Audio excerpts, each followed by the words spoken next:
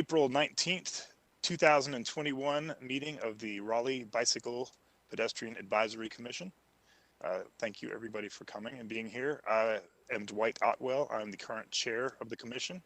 I'd like to introduce Mr. Eric Lamb, who is the City Transportation Planning Director. He is our facilitator of the meeting and our primary liaison to the commission. And he's also kind of like our policy Wikipedia, that when we're confused, he tells us what's up. I would also like to introduce Elizabeth Alley. She's our vice chair. And then I'm just going to go through the list and ask if everybody would just say, introduce themselves real quick and let us know what committee you're on. And I started with Elizabeth, so let's move to Pierre. Pierre Tong on the planning committee. I will point out that he is the chair of the planning committee. And Nick. Nick Neptune, Outreach and Engagement. And Kelly. Kelly, Outreach Committee. Thank you, Kelly. And next on my list is Kari, and she is going to be absent tonight, I believe. She has a rare soccer game to attend for her child. They opened back up, so she's getting that in while she can. And I also believe our newest member just got appointed a week or two ago. Shakima. Mr. Lamb, could you remind me of her last name, please? I don't have it written down. It's Shakima McLean. McLean will not be with us, it looks like, but we look forward to having her in the future. Next on my list, I have Liz. Liz Hester, I'm on the planning committee. And now all of our new members. Brian is here. Good evening, Brian Thomas, the Outreach and Engagement Committee. And Joe. Yeah, Joe Caruso, Policy Committee. And we also have Mary Jo. Oh, Susan. How did I forget my Susan? I'm so sorry. Unforgettable. No, I don't think so. I'm Susan Hatchell on the Outreach Engagement Committee. Thank you. It's my shame. And Mary Jo is attempting to get in if you were listening before the start of the meeting, and we'll hope to get her in next. First up on the agenda is the, oh, no, I'm sorry. I skipped a big part too. I even had this in my notes. I made notes and now I'm skipping right over them. I'd like to introduce the city staff. If we could go around, please, for the city staff present. I'll start with Paul. Hey, I'm Paul Black. I'm the Bicycle and Pedestrian Program Manager at the city. And Barbara. Barbara Godwin. I'm the Micromobility Coordinator for the City of Raleigh. Thank you for giving us your evenings tonight. And Paul said that it might be short, so hopefully we'll get out of here at a reasonable hour. And those of us that are used to the planning committee meeting and the bicycle committee meeting we're very happy to have dinner tonight before the meeting. So that was very excellent. Thank you for that. All right, next up is approval of the minutes from March 15th, 2021. And I see that we have all of the committee meetings minutes in there as well. Thank you guys so much for busting and getting those out there. Has everybody had a chance to review the minutes and ready to make a vote? So could we have a motion to approve? So moved. We have a motion. Can we have a second, please? Second. And it's been seconded. All in favor, we'll raise the hands. I think we're doing raising hands now.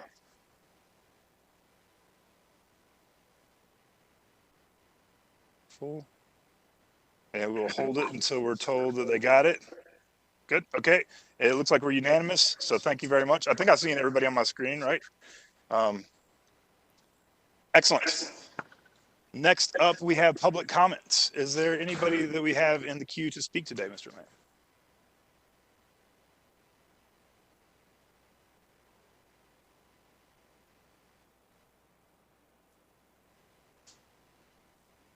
We have a couple people attending. If you would like to offer public comments, please just send me a message in the chat real quick. I can unmute you.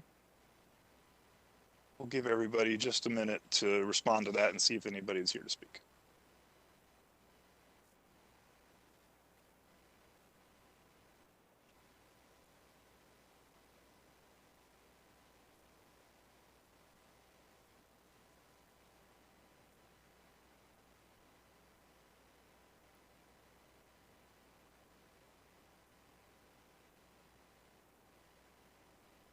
All right, well, I think that that's good. And if they pop up later, then we could always loop them back in. I think we're going to have time. So let's go ahead and move on to presentations. And we only have one presentation on tap for tonight from Paul Black, the 2021 season standalone bicycle projects. And this is very exciting to hear what's been going on with the money that council appropriated last year, I believe, for these projects. So I'll turn it over to Mr. Black. Thank you. All right, thank you. And Eric, can you pull up the presentation when you get a chance? And we'll try to keep it short and sweet. And I've actually got the final slide of the map part of it actually brings in the resurfacing as well. So it'll show what the full program looks like when we get done at the end of the summer, hopefully.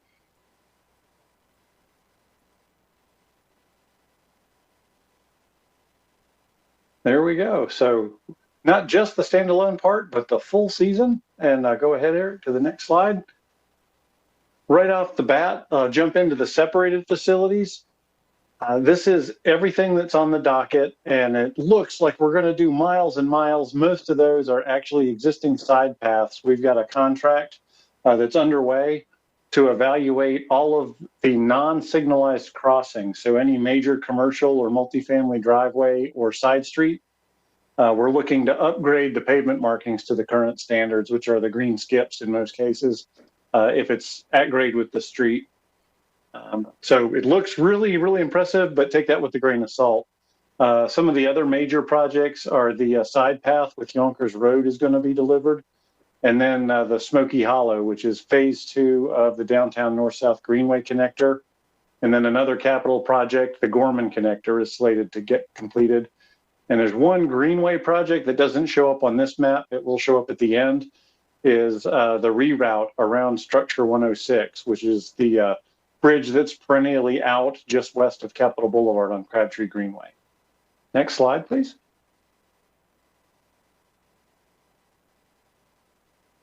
So bike lanes, this is a combination of a few things. There are a few standalone projects in here, notably Millburnie and Shanta, and the follow-up on Hardemont. There are a number that are coming in with resurfacing, which is the bulk of what you see there. Tryon Road Part C was designed a long time ago when our standard was still conventional bike lanes, but it's slated to be delivered this summer.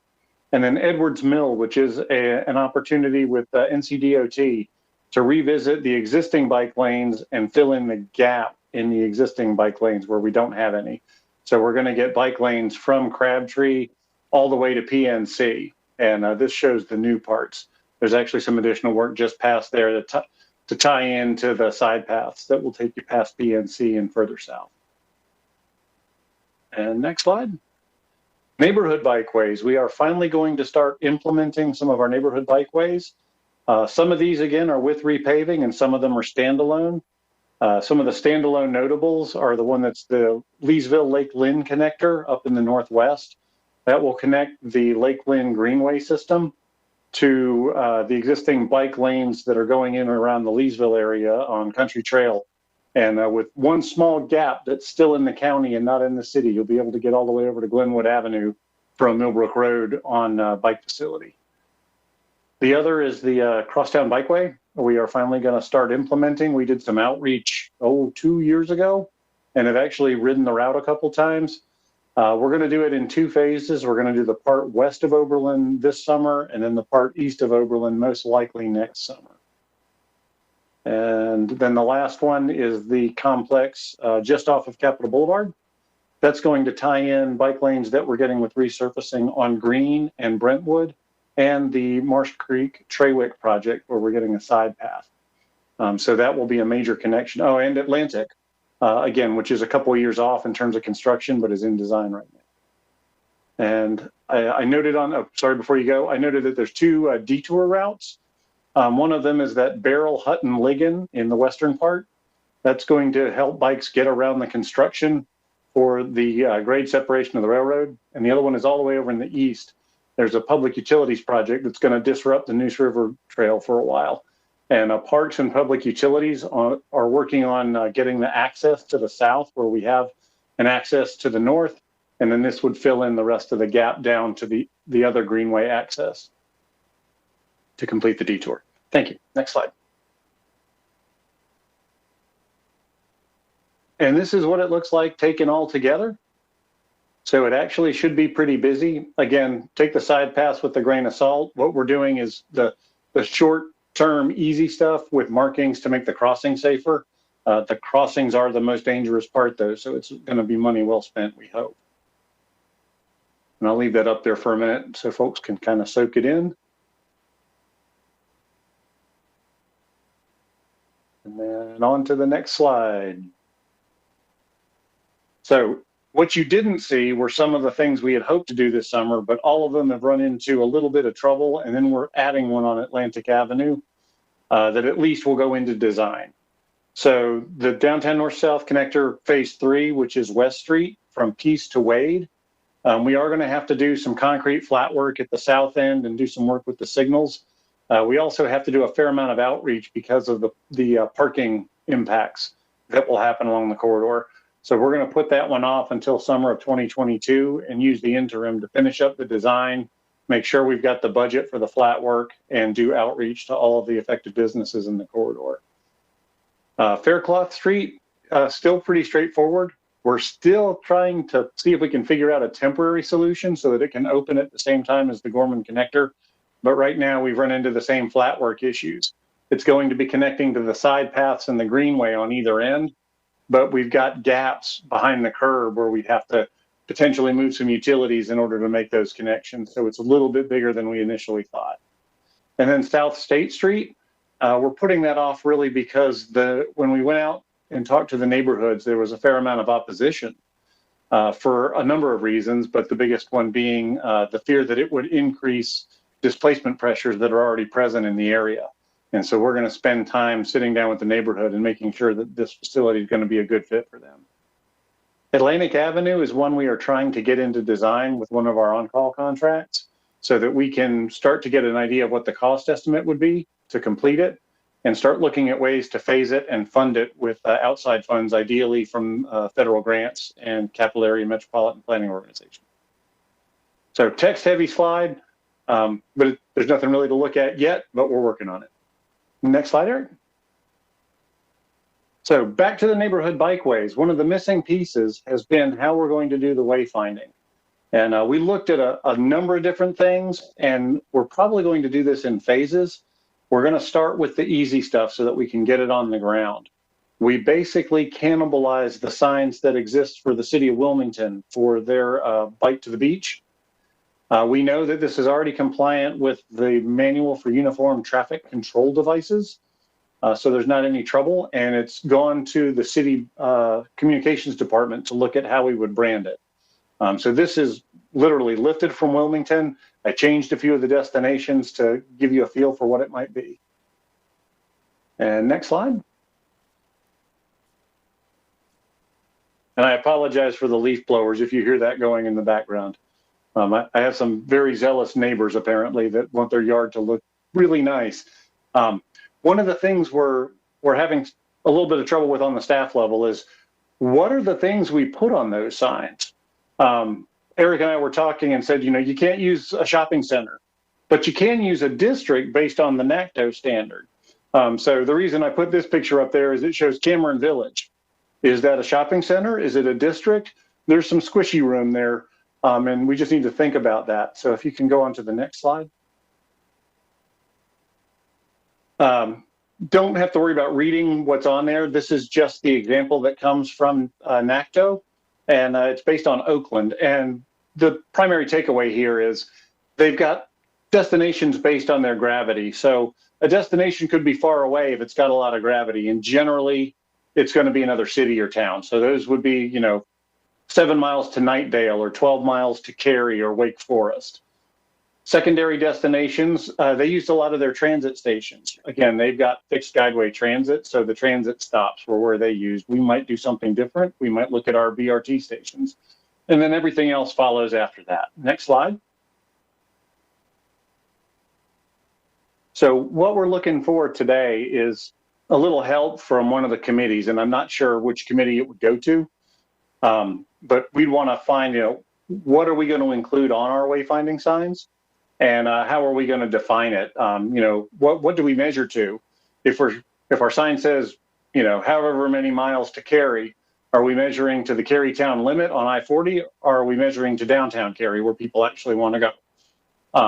I've seen it done both ways. Neither one is right or wrong, but we need to, again, make those kind of judgment calls so that we can proceed.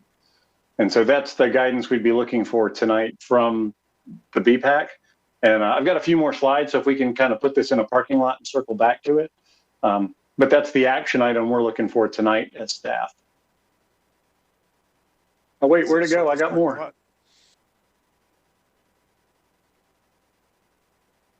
I'm sorry, Yeah, there's also put it on pause, to deposit.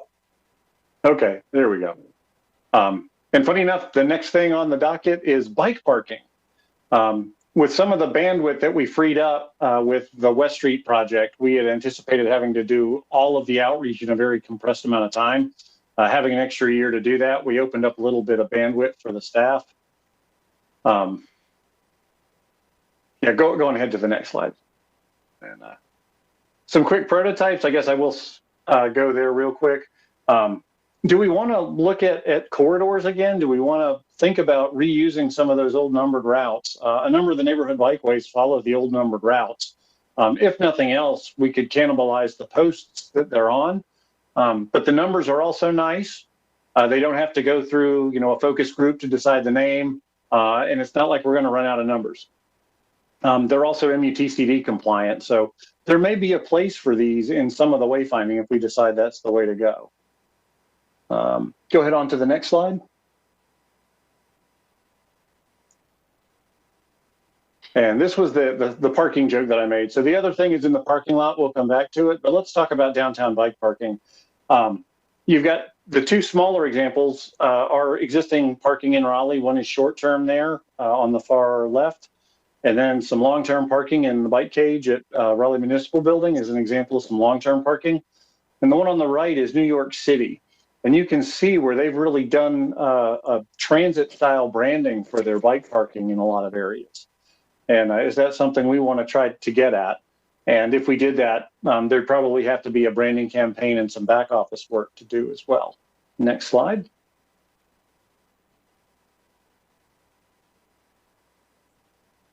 So some of the short-term parking, if we can get some good examples on the ground and then showcase them, that's really, I think, where we are. We're not going to transform all of our bike parking overnight, but can we get a few pilots on the ground to say, this is what we'd like it to be in the future, and we can start moving toward that. So there's some examples here. Again, you can see New York City, a daylight version of the same thing in the center. The one on the left is in Arizona. I think it's Phoenix or Yuma. And then the one on the right is actually in Finland, but I went ahead and put it in there because it's a reused container, which I thought was interesting. So you can see how they use that to create the shelter for the bike parking. And it looks like it's in a park, so it maybe is not an application you could put everywhere, but it was an interesting idea, so I included that. And next slide. And then looking at the long-term parking, and this falls into a couple of categories. We've already got long-term parking in our development ordinance for major condo buildings in downtown and for major employers' office buildings. An example of that would be the Red Hat has got a bike room on site. And then we want to look at doing some that's publicly accessible. We don't have anything like that yet. I've talked with our parking folks, and they have kind of some dead space in the One City Center deck that might be a place we could pilot something. We do have to create a back office process to make it work with our facilities department. And that probably will take a little bit of time, just because as soon as the city takes money, there's a whole bunch of other things that get triggered. But if we make it free, it's going to be harder to keep track of. It could be subject to abuse. So even if we just have some kind of, $10 entry, some kind of bar to entry, it does make it a little bit easier. And it does defray the cost of the administration a little bit. But it's really, I think, from my thinking initially, was more about just making sure people really want to do it and that we've got a way to keep track of who's got access. We'd also like to do a standalone one somewhere. And that's what that green one down in the bottom left is an example of a relatively inexpensive way to make that happen. The one just above it is another version where you can just bolt them down to the ground in a relatively public space. and people would have some kind of key card or badge access to get in and out. And then you could then lock your bike to a bike rack inside the cage, which is the setup we've got now at the 3 employee lots around town. The one other one on the very top there, not the one with the cool neon, that's another version of a parking deck one, but the one that's the bike lockers. We think there's some opportunities there with either Raleigh Union Station or the new Rust Bus facility. There may be some potential to do something there. We've been working with our transit demand management partners to look at different prototypes, and they've come a long way. A lot of municipalities have had issues with homeless people camping out in them, and the designs have started to change accordingly. And I think they've gotten to a place where we would be comfortable starting some kind of pilot. And these would really be for somebody that, say, wanted to take the train down to Charlotte for an overnight, and they wanted to ride their bike to the station. That's kind of who we're aiming at with this, more so than the long term, which would be somebody works in an office that doesn't have a long-term storage facility. They could rent that space, you know, for their daily commute if they wanted to. So long-winded, but lots of different customer groups we're trying to hit with this. Next slide. And then finally, what it takes to make it all happen would be all the branding and wayfinding, creating that membership framework with facilities and working out how the money will flow, and then the budget to actually implement it, and what are the different funding pots we might be able to tap into for these pilots we'd like to do. You know, painting the wall and activating spaces is relatively easy and cheap to do. If you haven't seen it already, go by Union Station. The big row of bike parking that's sort of semi-covered as you go down the hill and then back up to the station just got a mural. So if you get a chance to go by there, go take a look. There was a competition for artists to do that work, and it turned out really well. And that, I believe, is the last slide. So I just need to remember to circle back for that one action item, which was to assign the wayfinding destinations to one of the committees.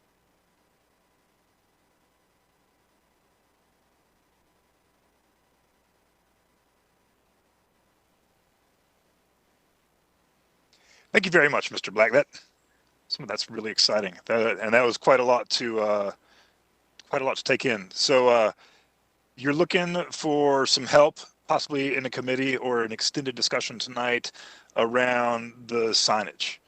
That sounds like a really rather large task that could really. I mean, I never thought about it before, but when you start describing, like, how do you put what's on the sign, and you're like, oh, Raleigh, tell us what's important to put on the sign. I imagine we're going to get a long list of stuff. So who gets to make that decision? Yeah, that sounds like fun. And some of those higher order things like Terry or Nightdale or Wake Forest, those are pretty self-explanatory. Raleigh Union Station or Moore Square, those seem like they're relatively self-explanatory. But then you get into, well, you know, Ridgewood, that's a shopping center, but everybody knows where it is. You know, and if you pick one, why not somebody else? And there's, you know, equity things there. So we do have to wrestle with some of that to say, so what is our standard, and what do you have to do to meet that? What are the kinds of things we would want to see on those signs? So it sounds to me like this is a lot of work for staff, for you guys in particular, to do the study and to come up with a framework. And you would be looking for a committee, much like with the bike lane prioritization, like getting feedback and engagement and bouncing ideas back and forth, validating or, you know. Yeah, and again, other places have already dealt with this, so there's a lot of things on the menu we can choose from. It would be a matter of sort of pulling them out and saying which one of these is right for Raleigh and what does that look like, and we can come back with some examples, and you know, the committee can say, yeah, this is hitting the mark, or no, we're not quite there, something's not exactly what I thought it would be. And I think that's what we're looking for. I'm happy to entertain a discussion tonight, and we'll see what kind of interest there is among the rest of the commissioners, but it sounds like a job for the planning committee. If they seem to have the space and it's right up their alley for what they're good at. Would you agree there, Pierre? Yeah, we'd be happy to take a look at this. Would you then want to have a discussion tonight? Does anybody have anything that, you know, they want to send parting shot off to the planning committee? You're always welcome to attend the planning committee meetings as well. I believe, right? Is that right, Mr. Lamb? We want to make sure we don't hit like a BPAC quorum at a committee meeting. So we have to make sure we keep less than 7 people Let's is just our say enough. number. Yeah. And you First don't come, have first to refer serve. it to, you don't have to refer it to committee if there's enough interest and you want to keep it at the table. You can have it as a standing item here as well. Yeah, and we can bring it back. There is a fair amount of homework with the very first one, just to look at some of the different options. So we could do it tonight, but it would probably drag on a little bit. And I don't know that I'm prepared to look at it. There will be a follow-up though.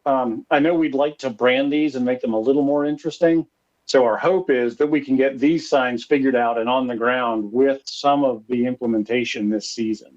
So we'd be shooting to actually start getting these to the sign shop in, say, August or September, and getting them out there, before the holidays. So moving quick, but then we could come back with some kind of branded, a sign topper, I think is what it's called in the bike plan. So if we wanted to do some additional branding on top of that, we could come back later. But again, this gets the functional part of it out there and moving. Well, I think we can send this to the planning committee with general assent of the commission. I don't see anybody saying, no, we need to hash this out right now. So unless you need a formal vote from us, we'll go ahead and put that on their agenda. I think that's perfect. Thank you very much, Mr. Chair. And so that takes care of that, but we will open up the floor for discussion on any of the other points that got brought up or didn't get brought up by Mr. Black. As far as the rest of the standalone bike projects. So go ahead and open the floor. Does anybody have any questions or comments? Ms. Alley. Just a general comment about the downtown bike parking. I've seen them in a lot of cities, and I think it's great that we move to covered parking. But as you build a piece of infrastructure, the things that are sprinkled throughout have to become congregated. So picking sites can be quite difficult. And just with caution, and I know you'll do this already, that we look for a place that isn't impeding peds. These are big in the same way that I expressed concern about how we're going to fit a BRT bus stop in the middle of our substandard sidewalks. I have the same concern about this. I hope that we could look at a bump out situation where we take away some car parking, because as much as I love bikes, sidewalks aren't made for parking of anything, right?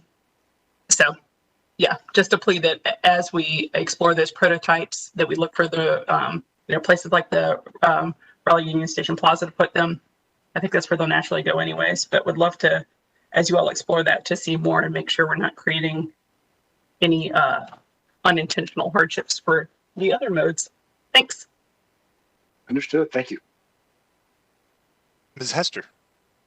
This might be a whole can of worms, so stop me. But as we're looking at, to Sally's point, we're looking at, putting these in parking spaces, would it be possible to designate some for potential scooter parking or something along those lines, where there's space for bikes, but also maybe a little section for people to leave other micro modes of transportation? Strollers. Yeah, just congregate, because there's more than just bikes that need parking, and if you could leave your stroller there, your scooter, it might really solve a lot of problems and keep more things out of pedestrians' way. Because I agree, if you can't just walk down the sidewalk, what's the point?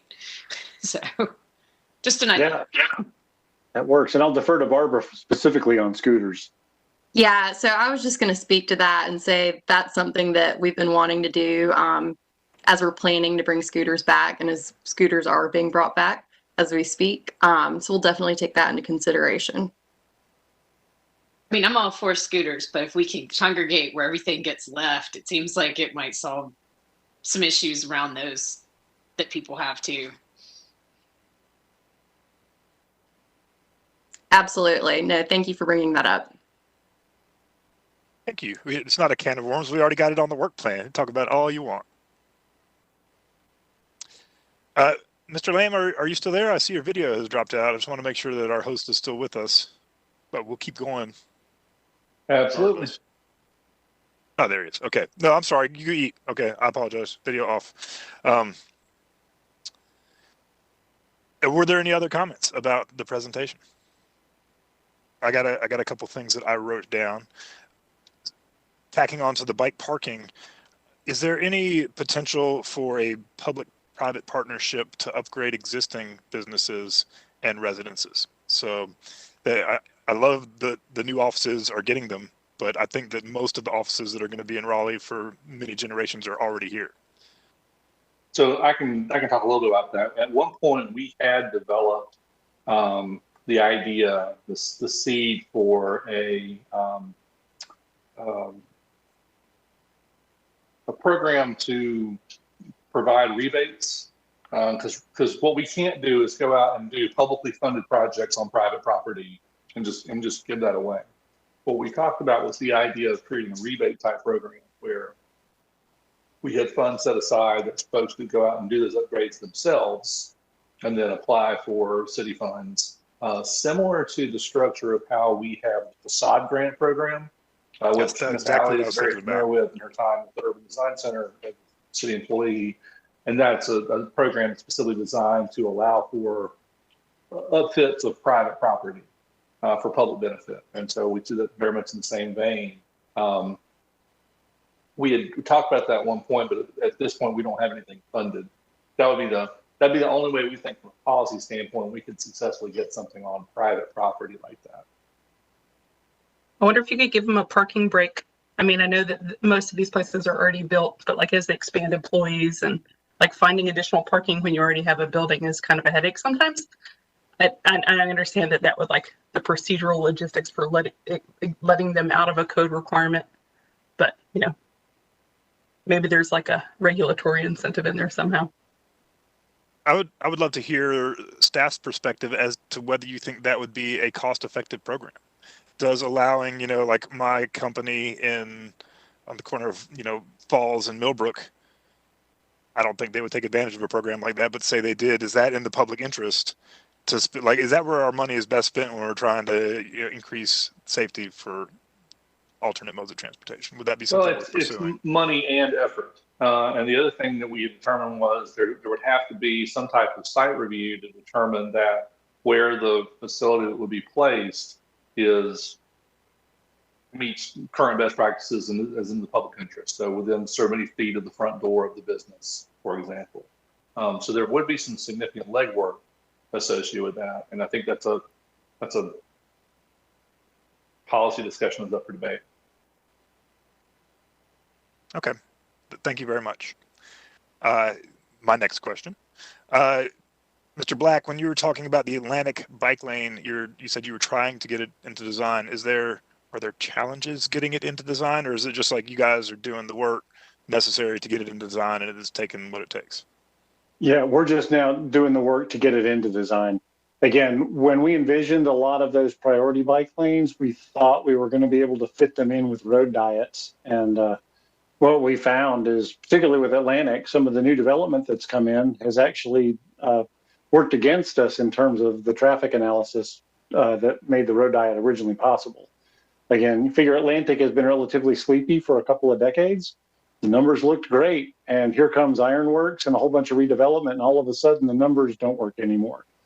So this is sort of, okay, if we still need this facility, how are we going to get it? And it's going to be a bigger capital-intensive project.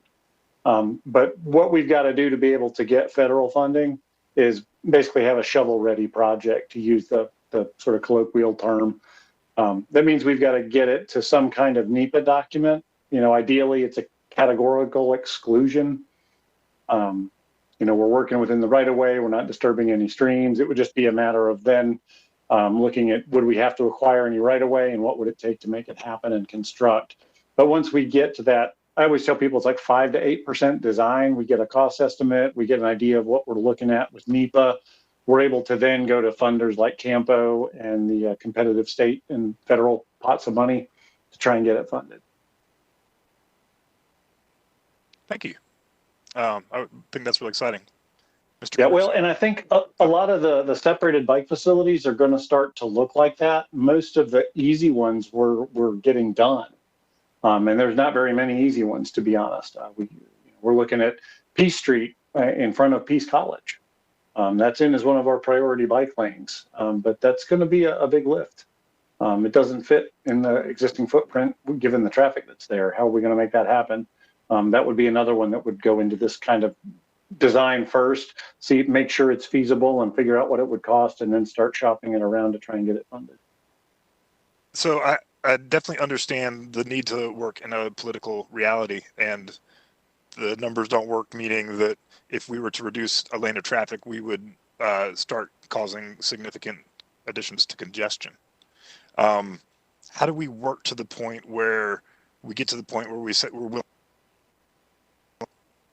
Are there incremental ways to get at that? Is that a policy? Is that a implementation? And Mr. Caruso, I got your hand up, and I'll get you very next. And Dwight, that one's above my pay grade. I'm going to toss that one to Eric. And of course, I got him with his mouth full. Sorry, Eric. Thank you. Mr. Otwell, I didn't quite catch the gist of your question, however. We are starting to talk about, as a community, being acceptable with accepting a level of congestion to improve the safety and the pedestrian access in our urban spaces. And so when we're saying the numbers don't work, is there like a threshold? What models are we relying on? And is this a council thing, a city management office that sets what's an acceptable level of congestion to achieve these goals? Okay, so that is a policy item that's in the comprehensive plan today that says that as part of private development and whatnot, we actually have a slightly lower floor than NCDOT does, and explicitly for the purpose of allowing more congestion and not sacrificing bike and ped facilities as a result. That being said, specifically in the Atlantic Avenue corridor, that is a city-maintained facility. And so it would not be a conversation with NCDOT, which is normally the case on many of our other major roads specifically. I think one of the concerns with Atlantic Avenue is that it provides significant function in the context of the Litchford corridor as a parallel route to the Falls of News and Wake Forest Road corridor in the downtown Raleigh. There is a lot of development that's programmed already along Atlantic Avenue and the Whitaker Mill area, and then what's happening now with some of the development along that edge of Six Forks there. So I think that's one of the concerns with, we've looked at with that level of traffic that's projected for that and the amount of traffic that's on the road currently, it doesn't fall comfortably into that road diet category like Hillsborough Street, for example. So we're talking about volumes that are significantly higher than what we had today at the time that we did the road diet work along Hillsborough Street, in a much more suburban context, unfortunately. So there's the trade-offs we have to work through. All right, Mr. Caruso. Yeah, thank you. For the Atlantic, I have a couple other questions, but for the Atlantic Avenue portion, where specifically are we talking about? Are we talking like Six Forks south down to Capitol, or what sections are we talking about? The section we're looking to design now would go from Old Lewisburg, essentially where the bike lanes stop now coming out of downtown from the new project, up to Highwoods Wolfpack. So just across the Beltline. Okay. And then from Highwoods Wolfpack going north, we actually have a capital project that's already in design for a side path. Hey, she made it. Hey, Mary Jo. Okay.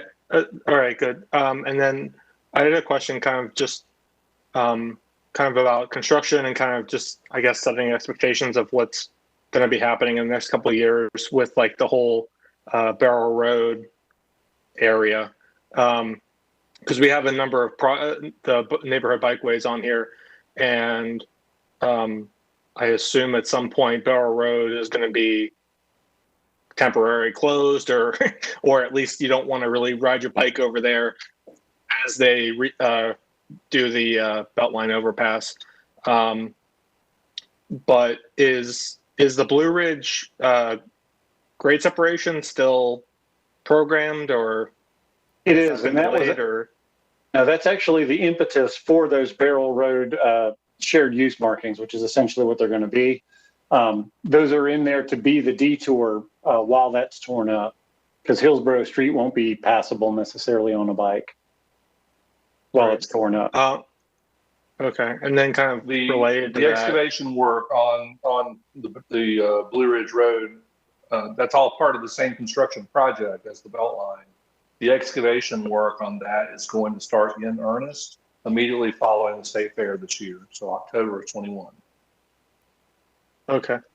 Yeah, And so then the stuff you see on Barrel and Pylon is the way you would get around that and get down to Blue Ridge Road to Is there continue a your final trip. design on that underpass yet? I don't believe I've seen that. Look it up. Thank you. Okay, and then on the eastern end of Barrel, where it comes back up to hit Hillsborough, and this may have changed or delayed or whatever, but I thought I saw a while back that there's basically plans to close that railroad connection and then extend it over to Royal Street. Is that still happening or delayed, or is there a timeline for that? I'm just trying to think of like what the connectivity is going to look like in the next couple of years in this area. Yeah, we just recently discovered that there's a project that NCDOT has identified in their draft TIP that would do exactly that, close the Barrel Road crossing at Hillsborough Street in front of by the Waffle House, and extend Barrel, which is currently a cul-de-sac, and extend it on across to connect to Royal Street. We haven't determined if there would be a signal at Hillsborough and Royal that would go along with that, for example. But that is now in the draft that we have seen proposed for 2026. Okay, so it's gonna be a while. So okay, I'm just trying to think of I'm just trying to understand with all this construction and everything, what we're kind of looking for in the next couple of years. And then one just kind of comment, I noticed that there was going to be a neighborhood bikeway on Ingram coming off of Atlantic. As far as I know, last time I saw, maybe a few months ago, the speed limit on Ingram coming off of Atlantic there is 35. In my opinion, it shouldn't be. Maybe the sign just never got updated or whatever. But as we're kind of doing this neighborhood bikeway, I think that needs to be addressed. If it's, either update the sign or update the code to make it 25, because 35 for that neighborhood street, I think is inappropriate. That's it. Thank you. Thank you, Joe.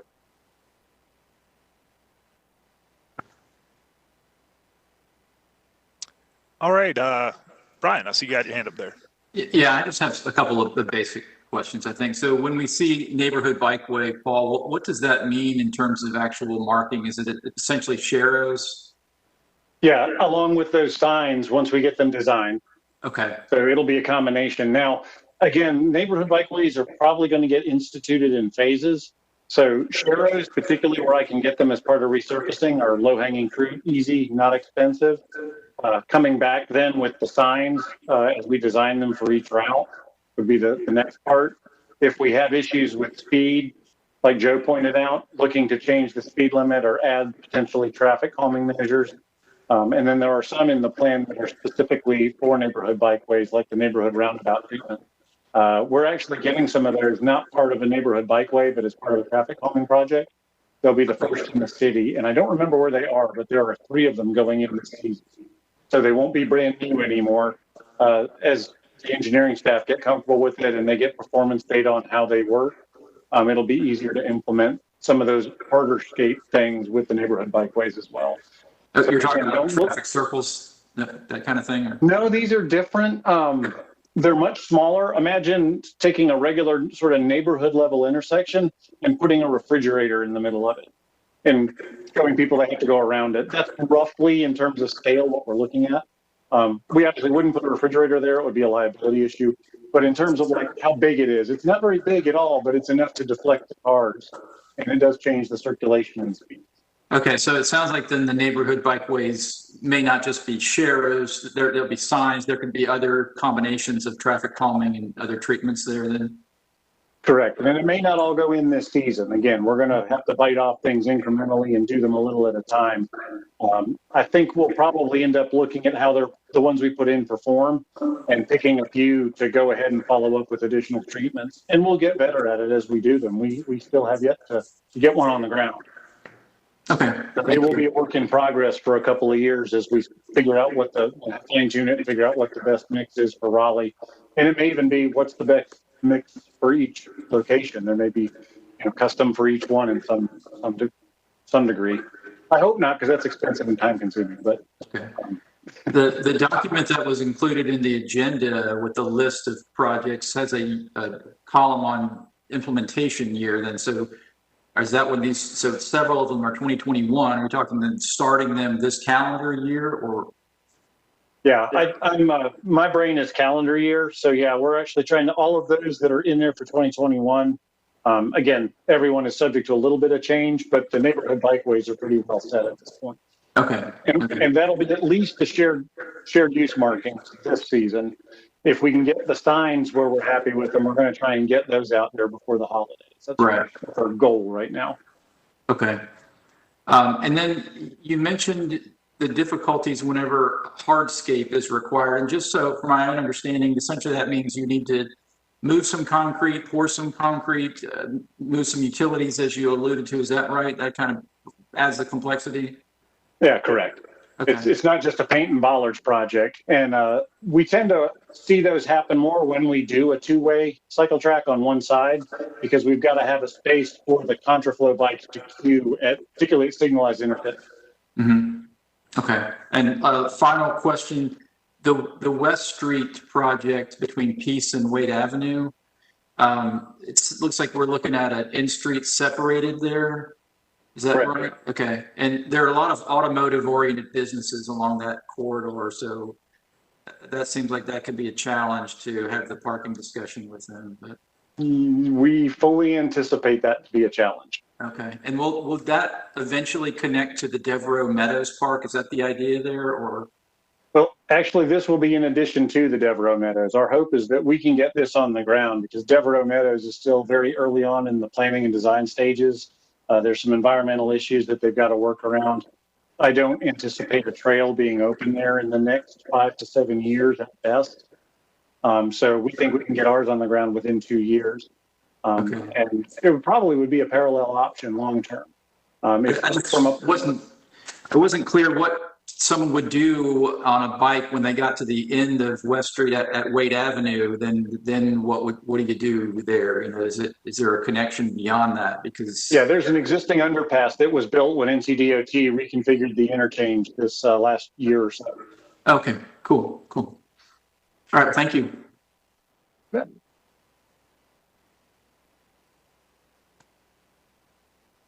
Mr. Caruso.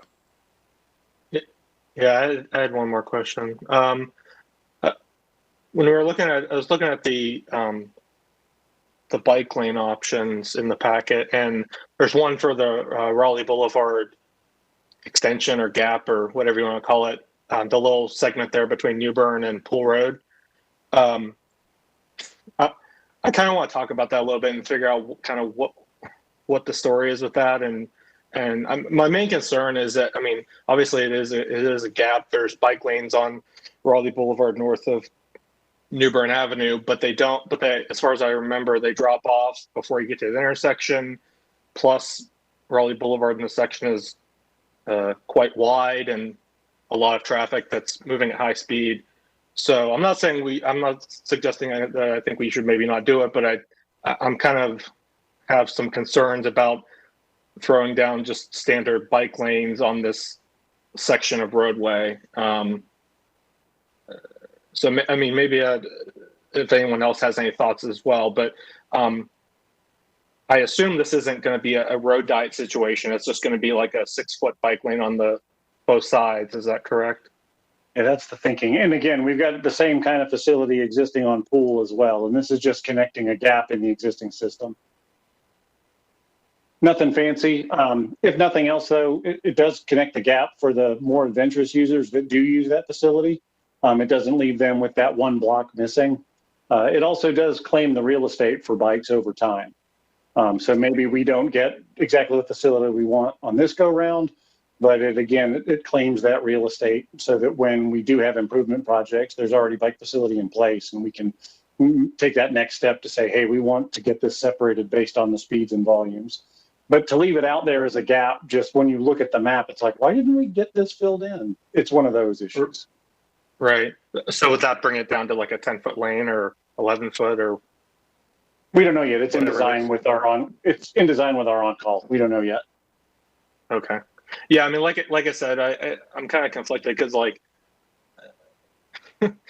it's good to get the bike lanes, but I kind of am a little troubled by putting down fresh paint that's not particularly safe.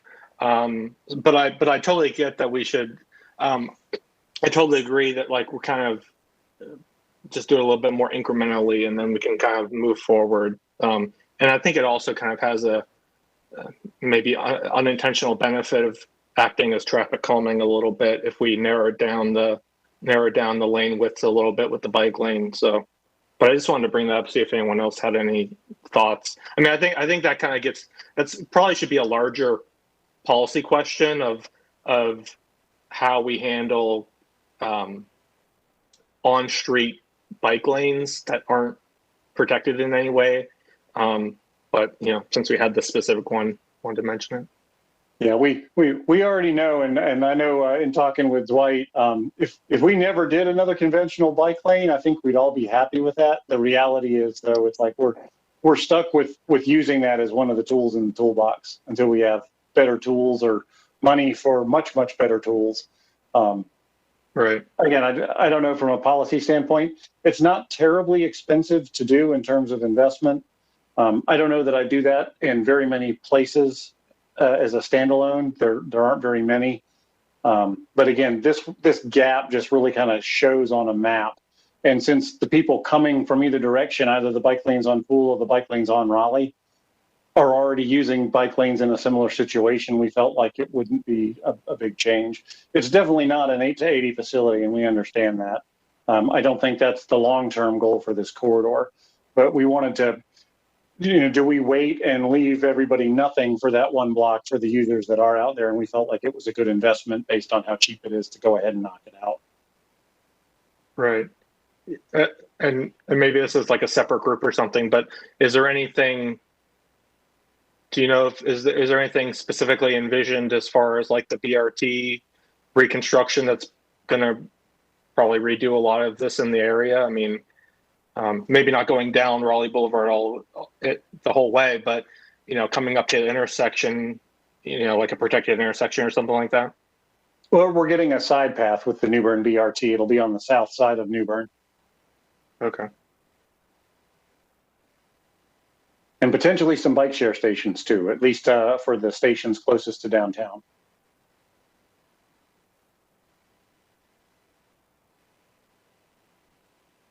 All right. Thank you. Thank you for the questions and the answers. You got one more. We at least have one more because I got a couple saved up too. But let's start with Mary Jo. Yeah, I know I missed it, but I did read the link that document. So Paul, I'm just curious in your presentation if you talked about the bike count or user count for Hardymont. Was that in this presentation? No, I didn't get into the counters. We do have 2 counter loops installed with last year's resurfacing. And Eric and I have just been working to get the actual counter purchase unstuck with our internal purchasing department. It's a little tricky because the vendor is out of Canada and it's a sole source. So it's not just like a straightforward, hey, buy these things. We have to do a lot of documentation to make it work. But yeah, it's still on our docket. We're still chipping away at it. I do know that the Bike Walk NC, I think they have a counter that they loan out to DOT. So I don't know if that's something you guys have already explored. We looked at it, and it's actually pretty labor intensive to deploy one of those counters. We used one in Asheville when I worked up there and had a whole program around it. But we've got a fair amount of video counters around town. And often if we need a temporary count, I can go to Rebecca Duffy and say, hey, I need a count at this location. And she'll say, do you want to see turning movements? Do you want to see? And It's just a matter of paying the MyoVision vendor that they work with to pull Okay. the bikes out of that video capture. What I'm curious to also to know is if the department has considered having a volunteer joint effort with the public to participate in monitoring the movements of bicyclists in the area. And so you gain a sense of what streets they're using that aren't really documented, so that we can kind of build off of what they already know is preferred pathways. Yeah, so Strava Metro and now one of the other, the Love to Ride, have started releasing bike data from their users. And that really does a good job at getting at those pathways. The missing piece is what's the behavior of the trip? And we've actually worked with NC State. Eric, what do they call that? It's like a yell out survey where they stand up with a sign up ahead and they say, like, you know, when you go by the tent, yell out while you're riding your bike, and they ride by the tent and they yell, going to work. And that's, I mean, really, you know, it's pretty base, but it's really helpful because we can say, oh, you're riding for fun or you're riding to commute. It's the equivalent of what the travel modelers do is the travel behavior survey. You know, why did you drive your car here? Oh, I was going to work, or I was, you know, going to a convention. It's that behavioral piece that volunteer part is really helpful to get. And so far we have worked with NC State, but that's as far as we've gone. As far as I know, there may have been some regional level stuff done by ITRI. I know that they've done some work on the greenways in the past.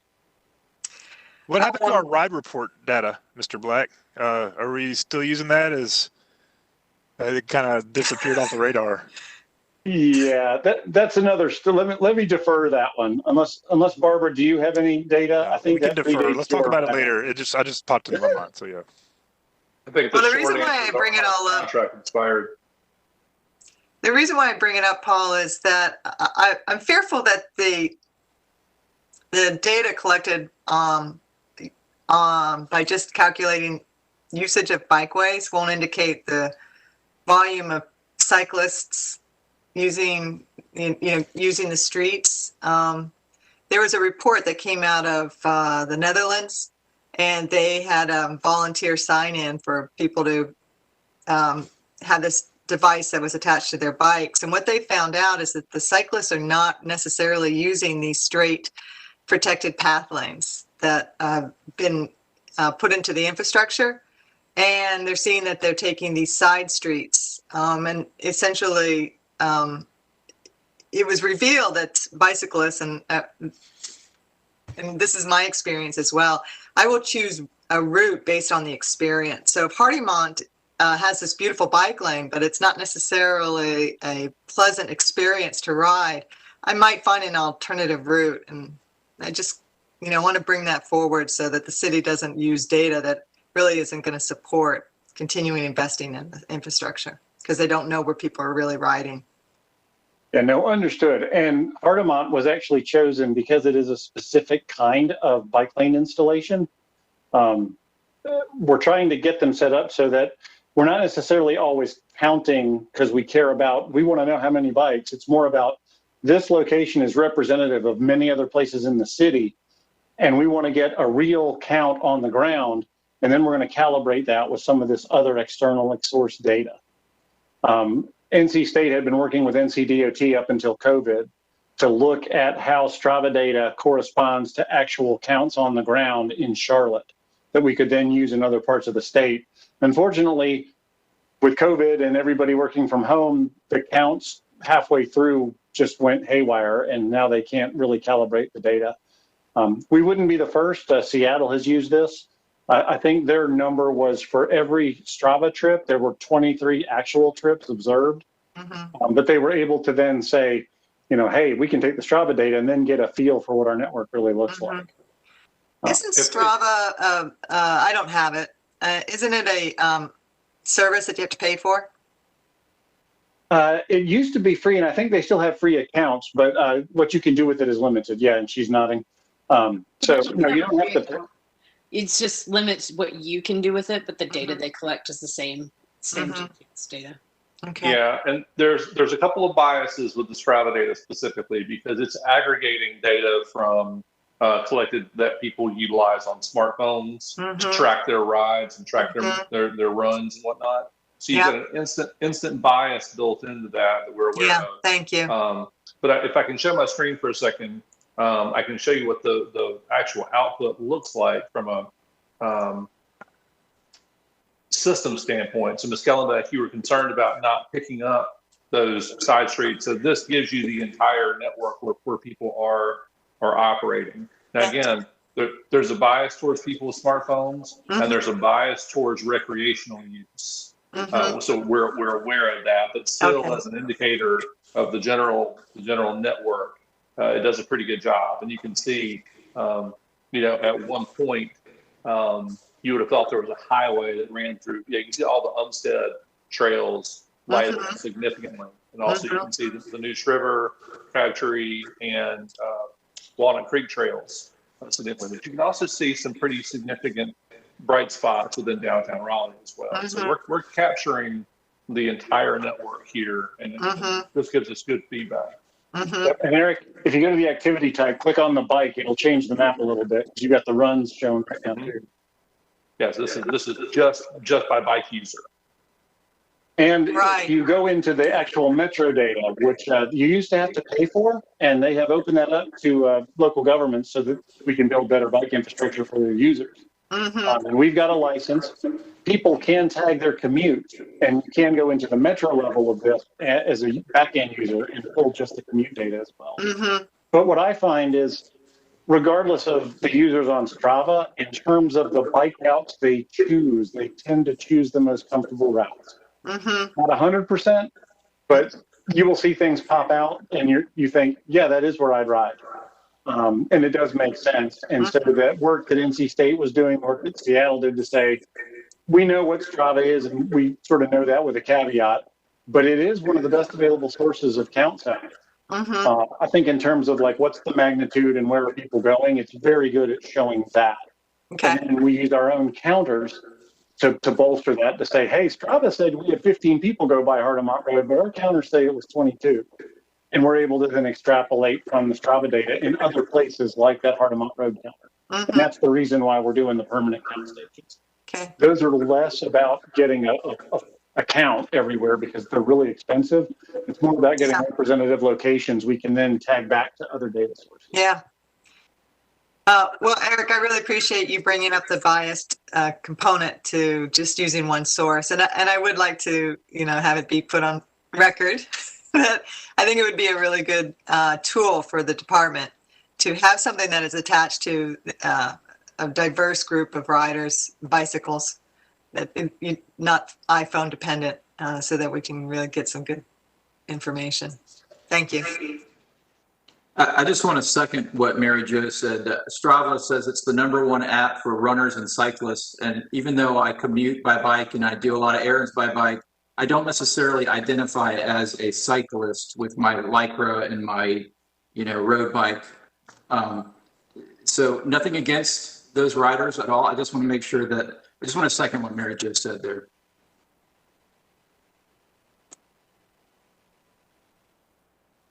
I think that there's a lot fewer of our Lycra cyclists on this commission than there were when I joined. I think we're down to 1, if you don't count Paul. I was going to say, Paul counts too, though. Okay, that's 2. We're friends on Strava. We can tell you all about it. And if you can tag your commutes, you can tag your mileage. It's great. I wear my blue jeans when I ride.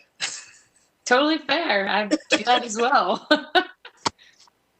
Well, if Strava data is being used to inform this kind of activity, then maybe I need to get on there. So that's right. That's why I go in loops over the bike counters when I get on the Greenway Trail. I have to say, I do notice every time I ride over one, and I'm like, score another one for where I like to ride. So. Were there any more questions? I wouldn't keep pushing questions like this. I have one more, but this is our only topic, so we're not even all that late tonight. I wanted to circle back to South State Street. I don't want to get off, though, that we seem to have gotten way off topic in the first place. So I feel comfortable jumping back into State Street. have we looked at what Durham has been doing? Have we seen how they do their outreach? Because they have dealt with this before. Like, do we have any official? And if staff hasn't looked into that, or it wouldn't be a productive route, I was going to see if Nick might be interested in reaching out to what's the. They have a bike organization there is a little bit more mature than Oakson's folks. Yeah, Bike Durham. Bike Durham, yes. And Dale McKeel is the I wouldn't say he's exactly my counterpart because he's also with the MPO, but that's my go-to person over there.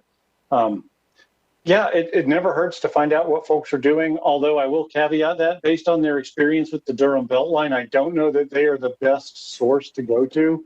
We maybe want to go to Charlotte or Winston instead. Lessons not learned, maybe, but It's hard to do it right. I worked on that project. It's hard to, we talked about this, Dwight, to come to a community for a solution for a problem that they didn't bring up necessarily. It's complicated.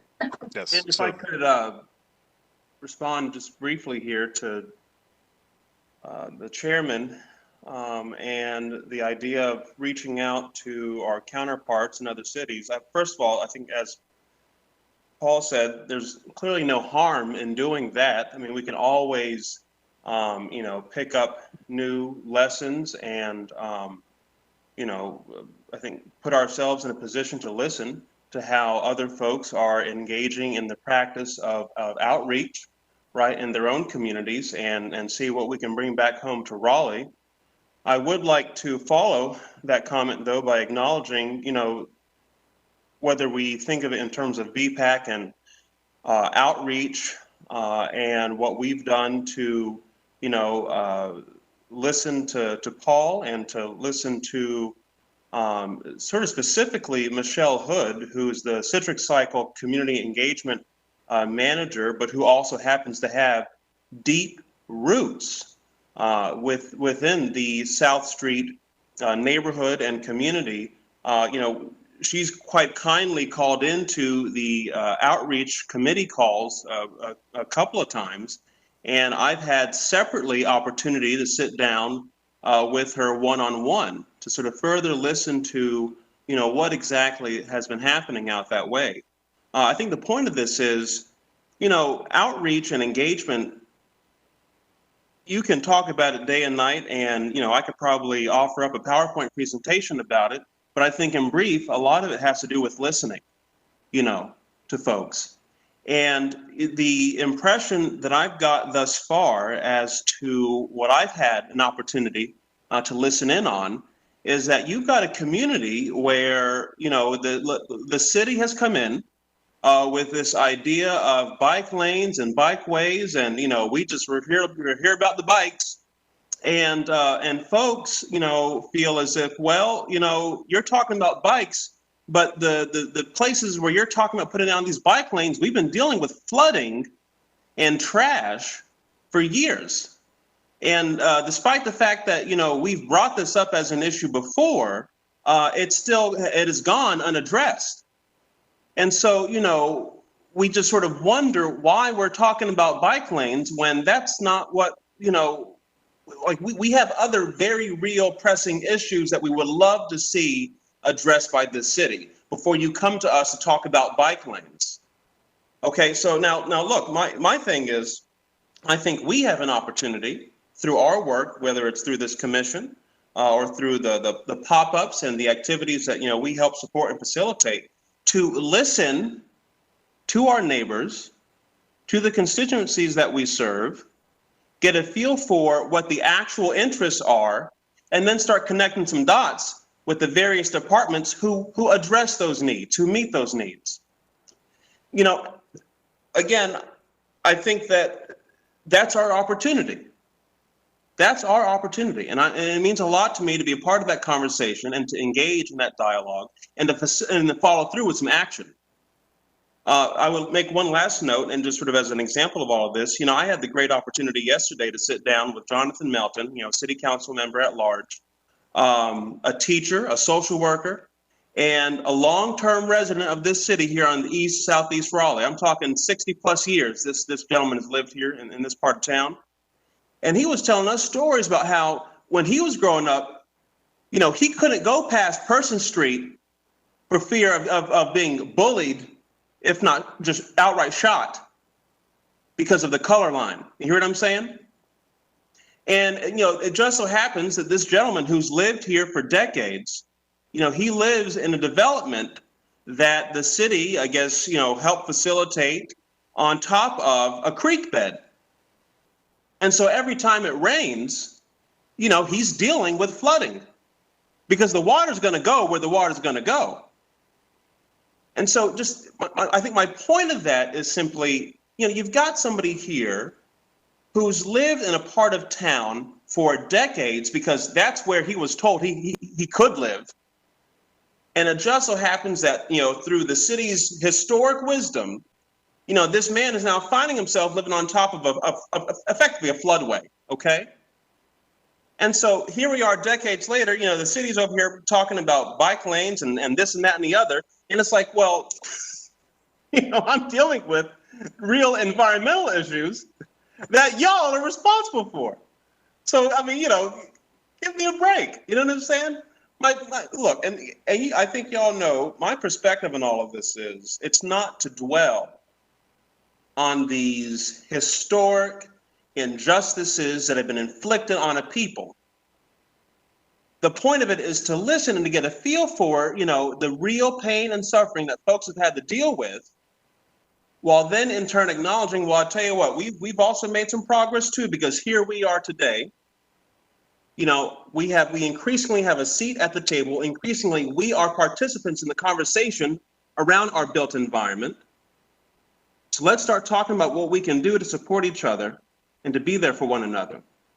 And that is, I think, again, the opportunity and the potential of what we do, at least as it relates to outreach and engagement through BPAC. You know, we have this State Street pop-up coming up on the 1st and 2nd of May. And I'd love to see as many of you out there as possible in a position not just to have fun, not just to get out the kids and the families and this and that and the other, but also to meet some people, you know, to engage and to listen to folks, maybe who don't look like you. And to really, you know, get a feel for what are their concerns? What are our collective concerns as a community and as a growing neighborhood and as a growing city? That's outreach, that's engagement, listening to people. And then starting to connect some dots and follow through with some action and activity to support one another in our growing city.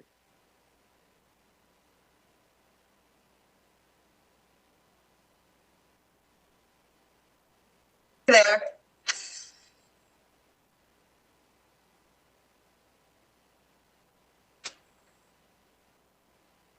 Sorry, I was catching up with my notes. That was great. Thank you.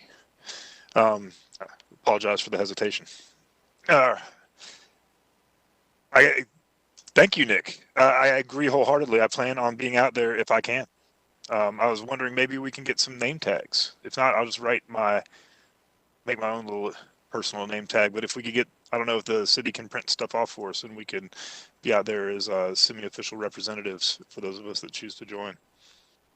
Back in the day, we used to actually make more permanent name tags for commission members. Is that something the commission would be interested in us doing again as we return to public meetings assumably in the future?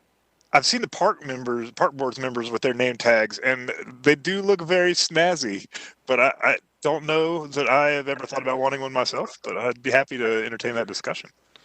Any thoughts on name tags? Yeah, as an outreach committee member, I would certainly endorse that. I want to invite people to be able to approach me, and I think a name tag gives them an avenue to do that, you know. Okay, we can get working on that. Mr. Chair, Christina Jones, your Parks representative, has a question in the chat, which is what's happening on May 1st and 2nd? I believe that we're talking, that's the pop-up, is that right? No, yes, we're talking about the pop-up. I wanted to make sure I didn't get my calendars crossed. That was a question from Christina Jones? Is that a city pop-up or is that Oaks and Spokes? That is a city pop-up, and Oaks and Spokes is helping us. Oh, okay. Sorry, I didn't have it on my calendar either. Good question, Christina.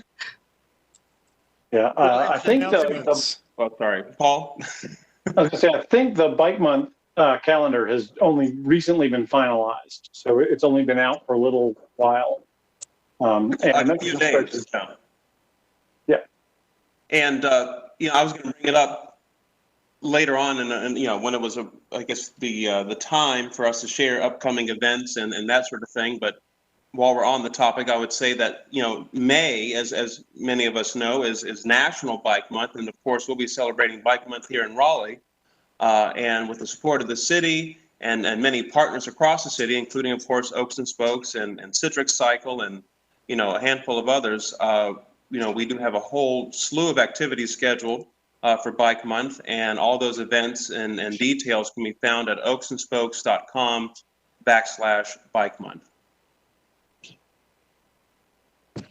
Yeah, I can add to the conversation on the pop-up bike lane. I've spoken with B. Person, the outreach coordinator for Paul's department, and we explored the possibility of other departments from Raleigh Gov being present at the event for the same kind of dialogue that Nick was just mentioning, that there are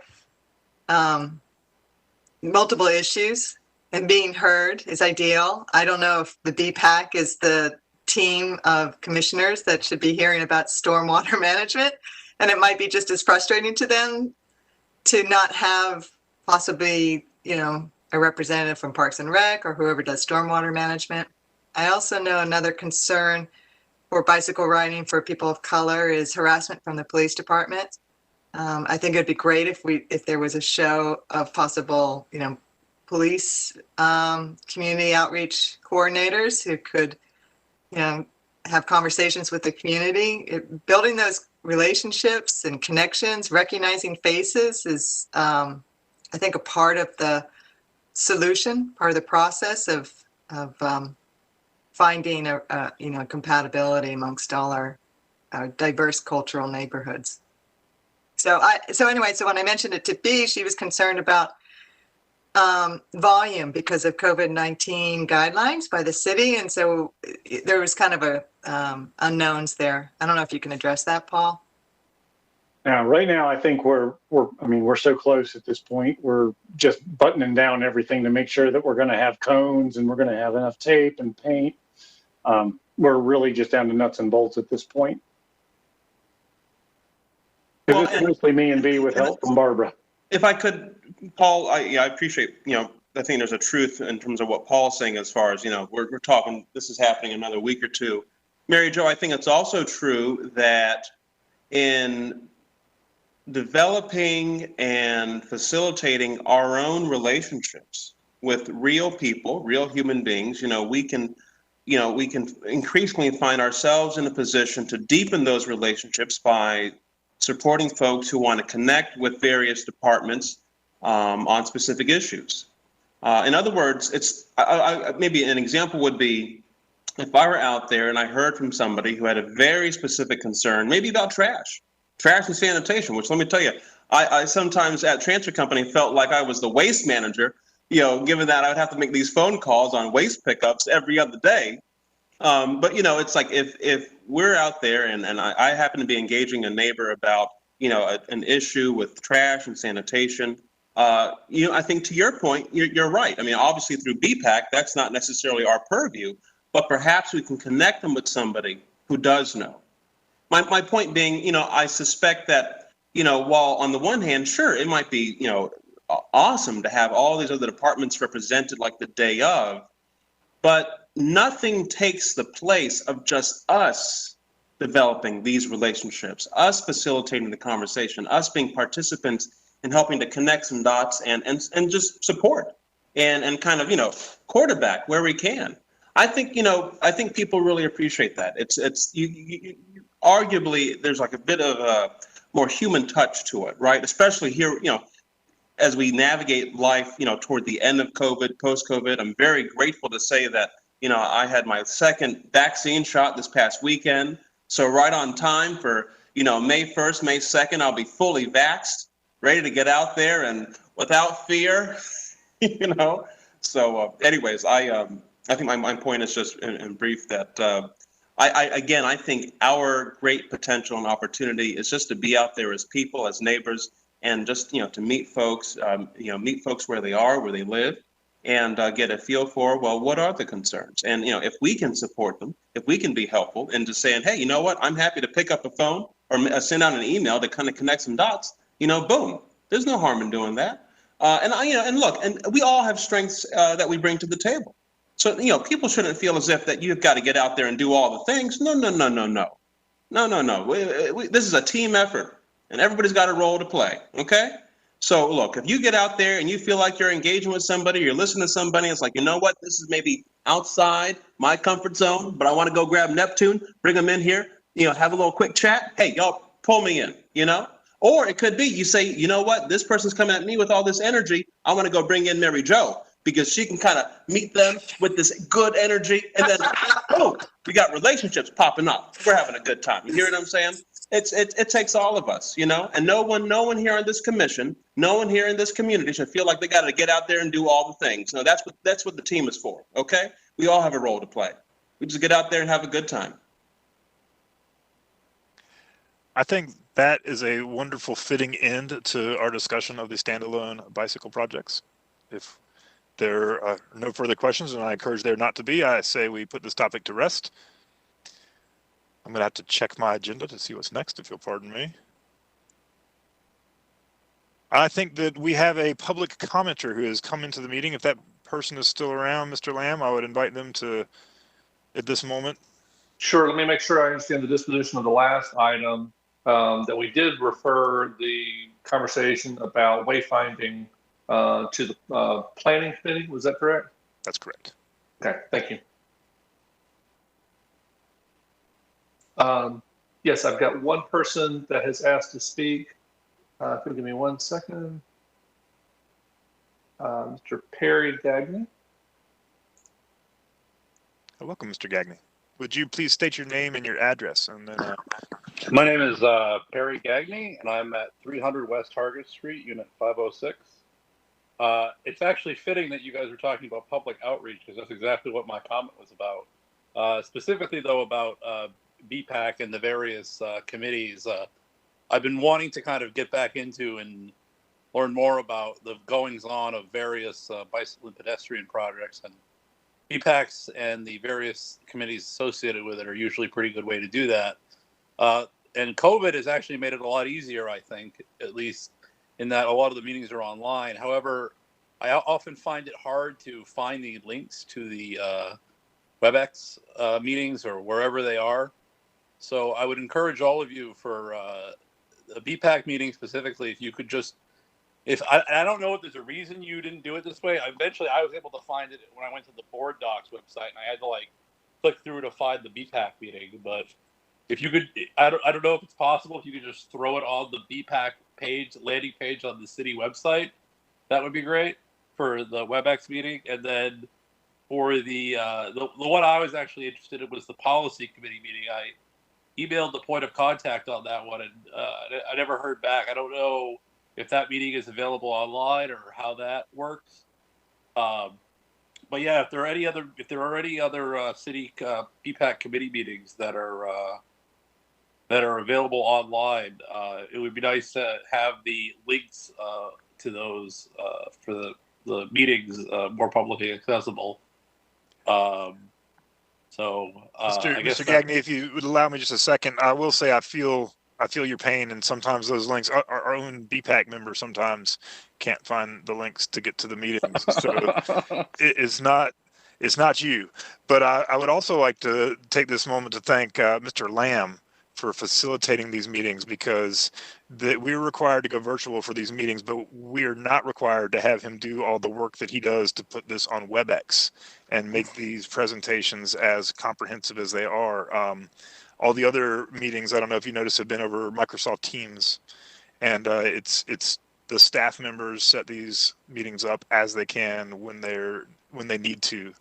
And I don't believe that they have direct access to the main pages of those websites. So they would be communicating with the IT department to get those updates. Oh, they have to go through the IT. Wow, that's interesting. Okay, because I just assumed it was similar to the stuff that we use at my work, where if I wanted to, I could send you all a link and you could join it as a guest. What we can do is probably get it on the BPAC Facebook page, and we can encourage our members to share it over social media as much as possible.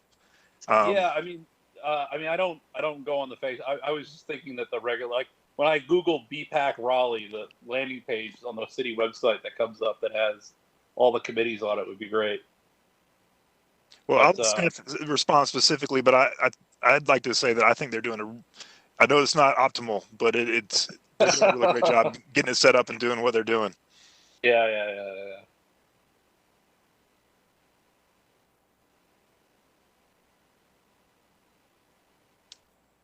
Okay. Are there any? Did you have any further comments?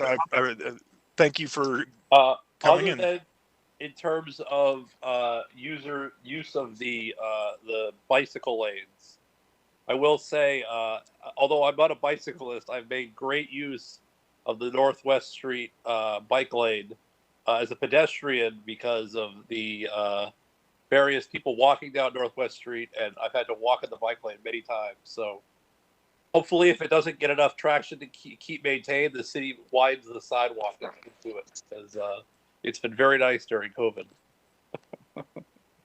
That's it. Well, thank you very much. Do we have any more public comments?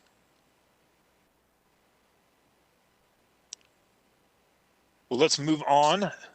Dwight, is there a time during the meeting where we can update on a previous public comment? I have one regarding Glenwood Avenue. Yes. I just want to know when it's the right time to do it. Right after reports is board comments, Okay, and thanks. it's wide open for you to make all the trouble you want. I'll be there right with you, Mary Jo. And starting with the reports, though, we will start with the chair's report, and we have a Greenway safety summary report, and we're kind of taking this on the fly. So there's been several of us that have been attending the Greenway safety meetings. And I'm prepared to make a quick report on that unless one of our other members has anything prepared and would like to do so in my stead. But from strictly the chair's report, Elizabeth Alley and I met with Councilman Jonathan Melton yesterday and had a really great conversation covering a lot of the stuff we talked about here tonight, talking about the State Street pop-up and talking about engagement. And he was really interested in hearing updates on the standalone projects. So I had taken what I hope are some decent notes, and we'll follow up with him. One of the things that I was going to mention to him was that perhaps he could look into seeing what it would take to get a representation from other departments of the pop-up, and if that would be worth our while to have to bridge that engagement gap. So if we could have an RPD member or a sanitary or a stormwater person available at the pop-up, and that's a lot to ask staff. So we'll see what's viable. If there's any questions about that, if not, I'll move on to the Greenway report. Early this year, the council asked the Parks and Recreation and Greenway Advisory Board and the Bicycle Pedestrian Advisory Commission to hold a joint sessions to discuss issues around Greenway safety. And this came from two different, the impetus came from two different, completely different kind of safety events. We had the murders on the Greenway Trail, the tragic murders, and generated a lot of press and a lot of concern from the public, and the surge in the use on the Greenway trails started to cause a lot more conflict among the users, especially between the bicyclists and the pedestrians. And so we were asked to look into this. In response, Parks has hosted a series of meetings to which several of us have been invited, and we have been participating. There's been a series of 3, I believe. And it has basically been the Parks Department outlining their strategy for addressing safety on the Greenway Trail. And then we got an update from the RPD to how they integrate into the process. Did everybody have time to review the document that was shared as part of the agenda? Did anybody even see the document? Yay! Okay, good. It is there, and I encourage you to dig into it. They're probably gonna ask us to approve this statement, if we would like. If we think that we we want to approve it. So I encourage you to look at it, and I'm going to bring this up for a vote probably at our next meeting or if we want recommendations that we would like to make to give to them. So their reports covered 4 main areas of focus. There was a planning and design section, a communication section, a maintenance and ops, and then there was an RPD report on greenway safety. And from the very first, they said, hey, the murders are horrible, but systemically, we don't think that this is a problem. And it's hard to disagree with them. They seem to be very one-off events. The one in particular, the bicyclist that was assaulted on Walnut Creek, they are not able to share much, but they did tell us that they have a person of interest in the case, and they are very optimistic about bringing that case to a close. Besides, traditional regular police investigation, there's not a whole lot of focus put on active safety around assault threats. In fact, they talked about taking out some of the blue light kind of phones that they used to have on the Greenway trails that were being used primarily for crank calls and that were hardly ever used in real emergencies. So some of those things have been rethought. So with planning and design, they talk about how the standards for maintaining the greenway and equity for where the greenways are going to be placed. That's all in the document. With communications portion, it's basically focusing on signs. So a lot of the issues we just talked about with the signage, letting people know where they are on the Greenway Trail, and events. So they want to have events where they communicate the values of the Greenway Trail, and these are part of these public campaigns about how fast you should go, and respect the folks on the like a public. What's the word I'm looking for? The public messaging campaign. Public marketing campaign. There we go. Maintenance had their day, and they gave us a presentation. They talked a lot about how they respond to minor construction projects when we have washouts or bridges that need to be repaired. They are very concerned right now about the skid pads. So they spend a lot of time talking about the details of the different skid pads on those wooden ramps. Like, how do you keep people from falling down on the slippery wooden ramps? Which I got to say has been my primary source of crashes, foot or on bike or in car, my time's in Raleigh here, so I understand that. But they moving away from some of the sanded stuff, and they really like these metal ones that they screw down to the surfaces. So they're trying to move to that, and the maintenance crews pick those up as they can. They say the best thing was power washing, that they would power wash the wood, and it would make it a lot less slipperier. And the RPD came and talked about how they handle greenway safety. They said the biggest issue on the Greenway trails by far is larceny from cars parked in the parking lots of the Greenway trailheads. Vast bulk of everything that they're concerned about on the Greenway trails. They do have,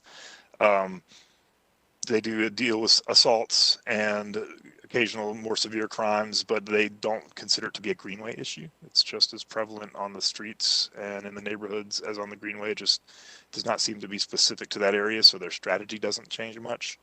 One of the things they've been doing that they are to understand that it's being hard to analyze crime on the Greenway Trail is that they're trying to make sure that the address is added to every sign on the Greenway Trail, so that when you enter the Greenway Trail, you see the sign that says 2423 North Hills Road or whatever. Right now, it can be really hard to tell where you are on the Greenway Trail, and they realize this is an interim step because folks calling from the middle of the Greenway Trail might not have noted down the address when they got in. They say, I'm on the Mine Creek Greenway Trail, come help. And they're like, oh, what entrance is that? What road is that off of? And then, the same goes for recording those crimes. Like, where did this thing happen? It happened on Raleigh Boulevard. It actually happened a mile away on the Walnut Creek Greenway Trail, but they mark it as being the closest address. So this is a step in that direction. They were really open, or the police liaison was very open to discussing with parks how they use their GIS field mapping apps to address maintenance concerns and log issues. And so they were intending to begin a discussion about maybe the police department leveraging some of those ArcGIS online resources that the city has. And that is the end of my summary. They had presented this to us. We are welcome to respond as we would like, with either individual recommendations or with a movement or a motion and a vote from this commission. Does anybody have any questions? I'll just Please, Mr. Lamb, go ahead. may Yeah, offer please, one point of clarification. I think the way that it was sent to the commission was a request from the city council for formal feedback. So I think that what we can facilitate is if we can get a list of all the things that the commission would like to see addressed regarding, quote unquote, the safety of the greenway system. We can compile that into a single response document that the commission can then endorse and provide to the city council as a complete document. That's wonderful. I think a vote is totally appropriate. Thanks for reminding me. Mrs. Hatchell. Yeah, I was just going to say I've been on the Greenway Safety Committee, and it's been very helpful understanding the things that are going on, the pressures that they're under to do the excellent work that they are already doing. But I think that the real thing is what changes are needed. It's always good to do that, and I feel like they've been very thorough. I wasn't under the impression we had a lot of time, though, that we have another month. I got the impression this was going to the Greenway Commission. The Parks and Greenway Board before we meet again. I believe it is, and I believe they may send it to council after that, but I don't think that precludes us from making recommendations. I didn't think that there was much in the way of what they were changing and what they were doing to me. And please, the other commissioners that have been to these meetings, please correct me if I'm wrong here, but it seemed to be mostly an overview of how they're doing things. And I got to say, from my first glance, it looked pretty good. I didn't see that there was a lot of proposals for how they were going to change things going forward that they needed our approval on to get started on. But I certainly could have missed it because I didn't make it to 100% of all those meetings either. Yeah, I just one of the other things. Oh, I'm sorry. One of the other things was that the new bridges are actually concrete decks, so they will no longer have the slipping problem. They are changing things, but it wasn't like we intend to change this. Give us feedback on whether we should do this or not. They said, "Here's what we're doing. Do you like it?" I'm not to denigrate it at all because it was a great presentation and they're doing wonderful work. But there was nothing that I could really say. Like I could run my mouth here all day, but I didn't have anything to add to the Greenway safety discussion. I believe we had both Ms. Hester and Ms. Gellenbach, and I will start with Ms. Hester, please. Oh, I was just going to say the point of clarification is that comments to the draft that you sent around are due by the end of the day on May the 3rd. And there's an email address that we can all submit comments to individually, which I'm happy to share around. I can forward the email. I just double checked it. So that's Thank you kind of very much. Timeline there. Can we follow up with that information, Mr. Black or Mr. Lamb? Send that out to the rest of the BPAC with a summary of the information. And Ms. Gellenbach? And please. Yes, thanks. So I did look at the draft. I didn't look at it with a fine-tooth comb. So this may be in there, but one of the comments that I'd like to make about the Greenway is the visibility of the Greenway when you're on it, riding along as a female cyclist. There needs to be more open space on either side of the Greenway. When the vegetation is very close to the Greenway, it does make you alarmed about the unknown that could jump out. And that's my family has experienced predator behavior. My older sister was kidnapped by a stranger. And so I think about these things. And if we could have more clearance so that there was more visibility, it would increase the sense of safety on the greenways. Walnut Creek, Reedy Creek trails, I was just on it last weekend, and my girlfriend said, we got to turn around. I can't see. And so we did. The greenways that we typically ride on are Crabtree Creek Trail over on the outside of Five Points area, and it's very clear. There's a lot of space. There's a lot of air, and that increases a sense of security for a female rider. I think another thing that would be really beneficial is the markings. You know how vehicle traffic roads have markings on them, you know, mile 1, mile 2, mile 3. It would be nice if the Greenway had also those kind of markings so that if somebody did fall, have injury, or something was to occur, they could use those markers, and, you know, more frequently than just the entrance of a trail. I think that would be really ideal to increase a sense of security. And I think that is the new standard. I think the Neuse River Trail has got markers like that. Mm-hmm. Yes, it does. And as a walker, they're wonderful ways to keep track of where you are while you're looking at the map, and to know how far you are from different parking lots so that you can plan your trip. So yeah, I think the Neuse Greenway does an excellent job of providing that clearance you're talking about, Mary Jo, as well as the markers. Because most people, if you're going to notice, like, well, I'm at 17.5. I mean, you know, those are kind of things you do notice. And I think it would provide a lot of safety on all the greenways to have some sort of, you know, number, so you know where you are.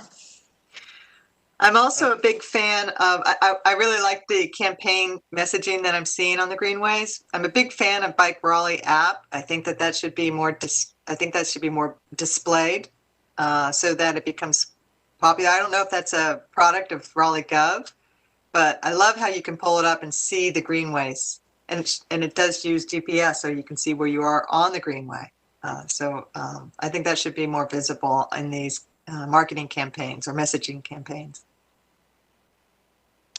I believe Ms. Hester had her hand up. Oh, can we let Mr. Lamb jump in? Yeah, go ahead. Of course. I will for two things. And first and foremost, Ms. Woodall has requested that she be excused for the remainder of the meeting. And that would require a motion. I will so move. Could I have a second? Second. All in favor? Aye. Ms. Woodall, I don't know if you get to vote on this, but we'll take it anyway. Yeah, I think that's unanimous. It is indeed. Thank you. And second, just for the commission's reference, I put a copy in the chat of the language directly out of the master plan. Those that were on the commission will remember that the city council added 2 items to the commission's work plan regarding greenways. One was specifically regarding formal recommendations to council regarding the Greenway System Master Plan update.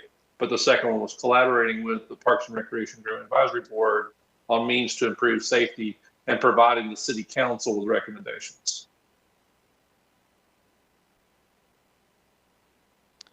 So do you think that and I'll open this question to the rest of the commission as well, is a simple vote of approval enough here? Or do we need to dig into this either with request a presentation from the Parks Department, or facilitate a discussion in one of the committees and actually give some detailed thought and not just glance over this document and give it an approval? It does not ask for an approval of Parks recommendations. It asks for specific recommendations from our body.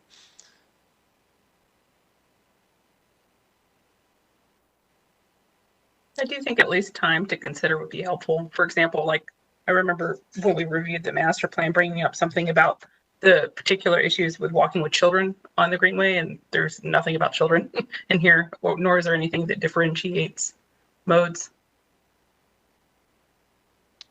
Yeah, and I think it may be helpful too. Sorry to interrupt, but it may be helpful too, because these presentations, this is like a very summarized version. So like to Mary Jo's point about the clearance, there was a piece of the presentation from the maintenance department talking about how they're clearing and what the width is. And I just can't for the life of me remember what that footage was, but they do have like policy in place to address that. They just have a pretty small maintenance staff. So when you get into like stormwater issues and like fixing the Greenway when it really breaks, and then during their free time, they're, you know, picking up trash and cutting back vegetation. So it is on their radar that there needs to be a bigger width there. So I do think there's probably some places that this draft report didn't quite touch on And we did have, again,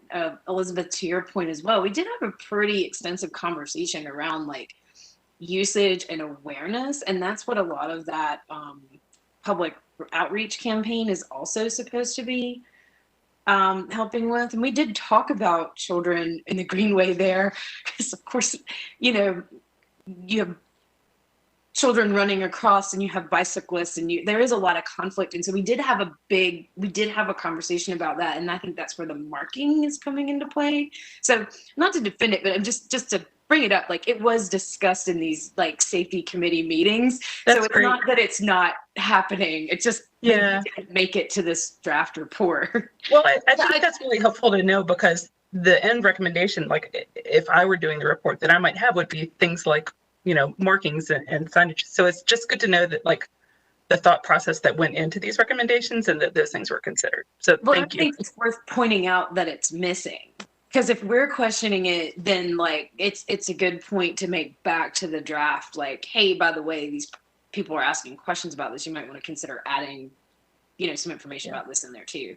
And I'm happy to email the person at least those two things. And if anybody on BPAC wants to send anything else, I'm happy to compile like individual responses or share the email, and you can send it yourself. I did send that to Paul and to Eric to share with you too. So I think that it would be really important. Thank you for that, for us to get personal, you know, recommendations and thoughts out there. I feel a little uncomfortable making that our response. And so I'm wondering if we need to reach out to parks and say, hey, can we slow this down? We really want, BPAC wants to take a look at this. And I don't think we can need to take a vote, because like if we seem to have general consent, we can reach out tomorrow and ask them if they can accommodate us either through a presentation, and we can discuss whether we need to have a full presentation to BPAC and hash these issues out, or if this needs to go to a committee. But you know, honestly, I don't think this needs to go to a committee. We had a committee, we attended those meetings, like that was our ad hoc committee. So now I think it's time for BPAC to take a look at this, and I would ask all the commissioners to study that document. And as we continue this discussion, let's consider if we need to ask parks to slow down a month and give us time to make a formal response. Ms. Hatchell.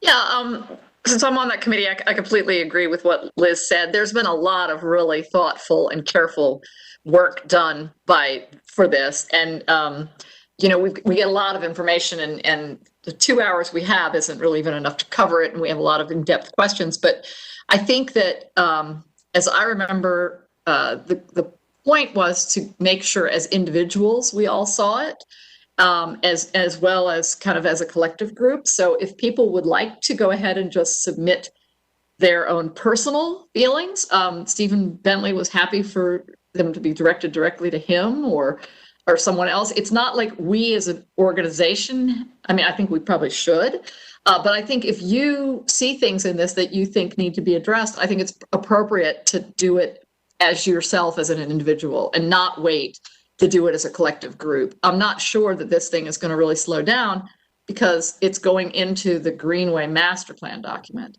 And so as much as I'm sure that they'd be happy to take comments now or later, I think trying to get comments to them now would be a good show of faith that we're, you know, we can all read a document and we can all send an email. Well, I agree, and I fully support that. Please, everybody, do that. I think it would be important for us to have a list of recommendations vetted by the commission that prioritizes what's important to this commission and not just the priorities of our individual commissioners. I'd like to have something that we vote on to say that, hey, we like this, don't worry about it, or we like it, but please do these things. Whether we can get in front of when they present this or not, I think that we should have that response as a commission. Yes, I totally agree with you. I totally do, but I don't think I think that the thing is moving fast enough that it would be great for us to make sure as individuals we are speaking, and then we take the time we feel we need to address it as a commission. I totally agree with you. Agreed. Thank you. Mr. Neptune, were you about to speak? It looked like it. I was just going to echo Ms. Hatchell. That's really all I wanted to say. I totally agree with Ms. Hatchell and her thoughts. Great. I believe that that would be all for this one. Then we'll follow up with the information on what we hear from Parks, and we'll pick this up at our next meeting with either a presentation or a virtual room full of people that have studied the document and are ready to hash out some final recommendations. Moving on from the Greenway Safety Summary Report, we will get into the committee reports, and I think we kind of crossed a lot of these off as a part of our earlier discussions, but we'll go through them anyway. Ms. Alley, do you have anything to report for the policy committee? Yeah, we didn't take action on anything, but we heard some information from Paul that was really good about, I guess a counselor, I'm not sure which one, requested information about gaps in painted crosswalks at signalized intersections on high volume corridors, I think specifically Glenwood. And so we had a long conversation, I thought, with some really thoughtful questions about what does it mean to not have a painted crosswalk, and does that change your signal timing, and does that put people in danger? You know, where is the funding come for these things? What is the methodology about what gets striped? What about places where there are gaps in signalized crossings, and who has the presumed right of way in an unpainted four-way intersection, or three-way for that matter? This came up with, there was a death on Buffalo Road several months back where a gentleman was in the roadway, and the narrative was that he was, you know, like he shouldn't have been in the road, but, you know, and looking at the maps, it looks like he was actually at an unsignalized intersection.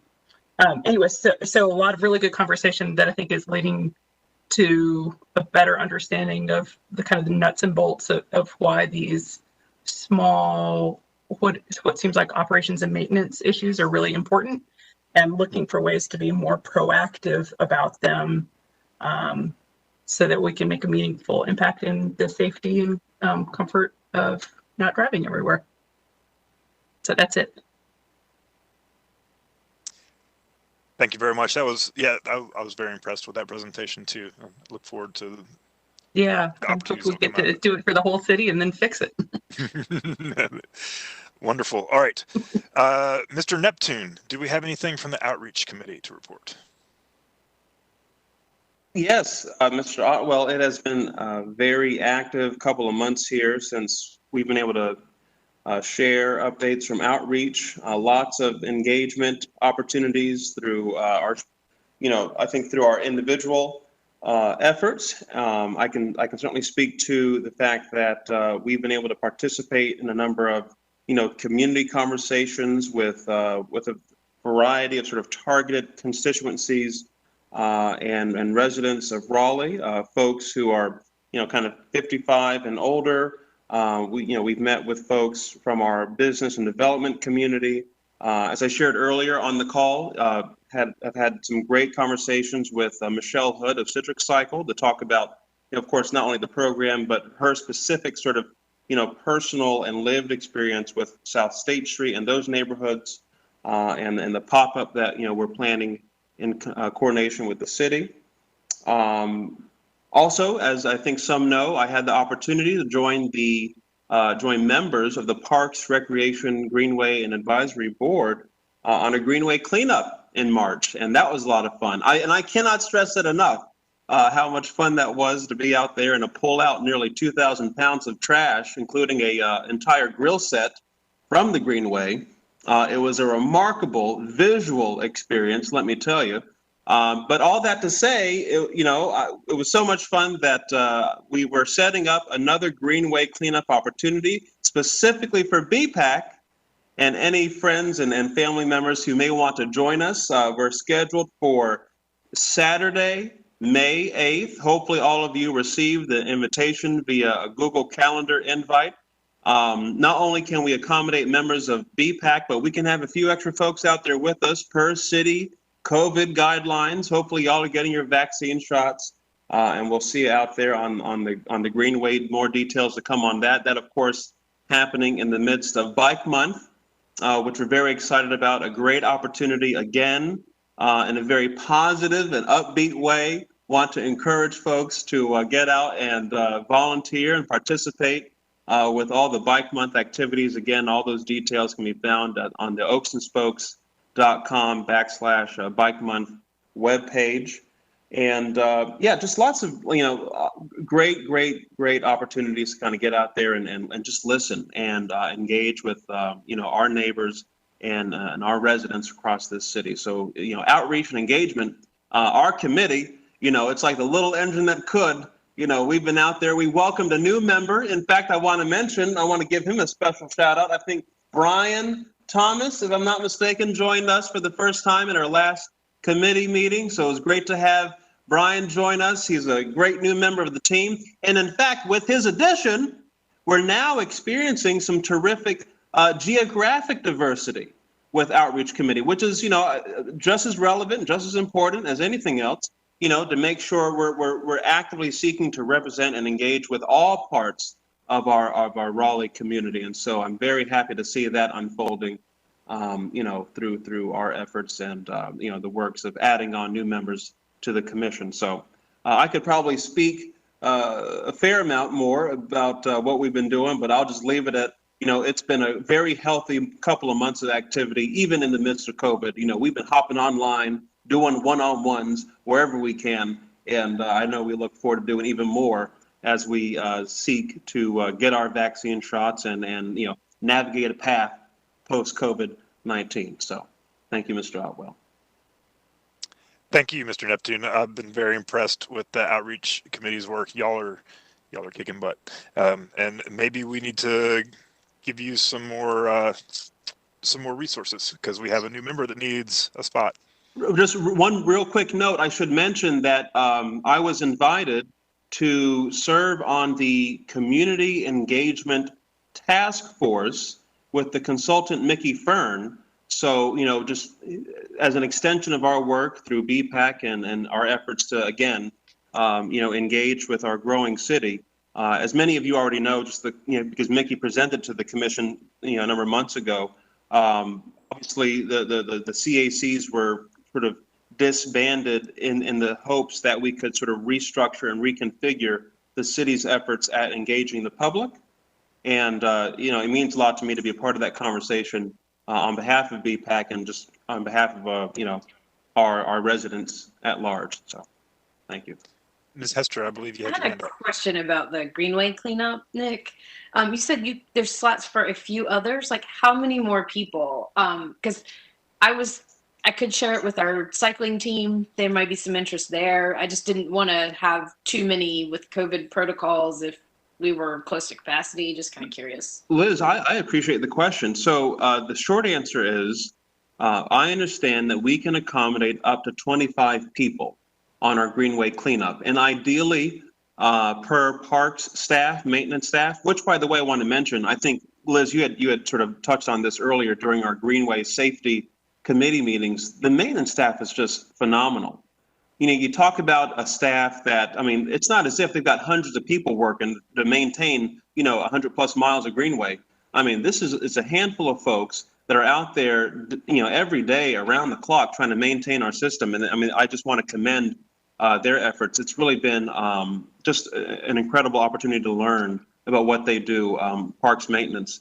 But per the staff, we can have up to 25 people join us on May 8th, Liz. And so, again, that number can accommodate those of us on the commission and a handful of friends and family. So, please don't hesitate to invite folks. And, obviously I'd love to see as many, commission members and staff members join us because, it's just a great way to kind of hang out in a safe way, doing something for our community.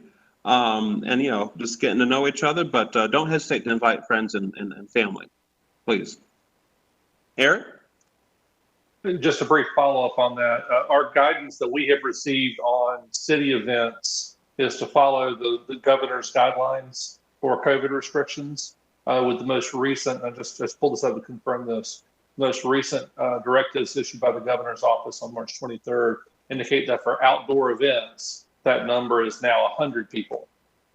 So as long as the city is in compliance with the governor's directives, we can have that many people for an outdoor event. And it looks like up to 50 people for an indoor event.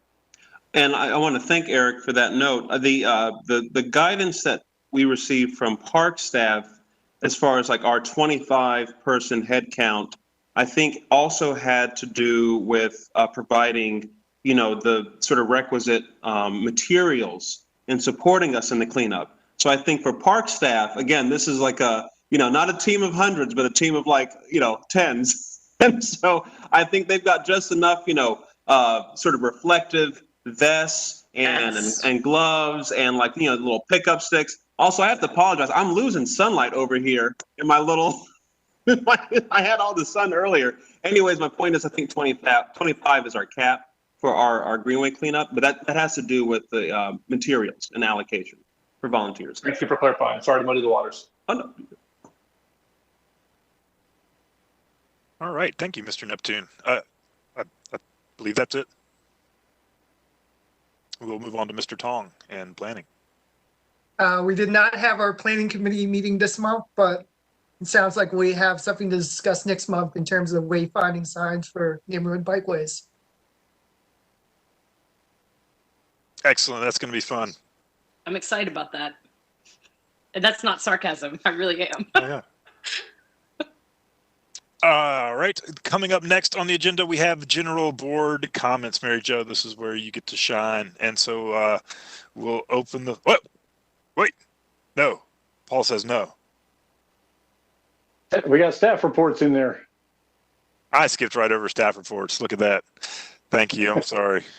Let's have some staff reports.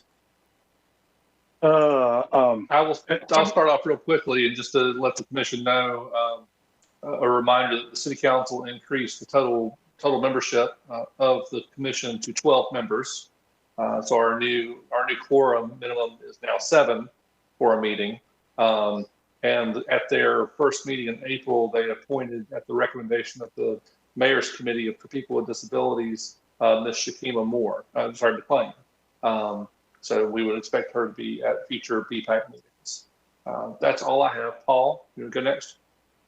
A follow-up from earlier outreach committee meeting, we wanted to bring some equity presentations to the full BPAC, and I just want to let folks know we have got the Capillary Metropolitan Planning Organization coming in June to talk to us about federally protected classes and what they do at the regional level to try and meet some of their equity goals.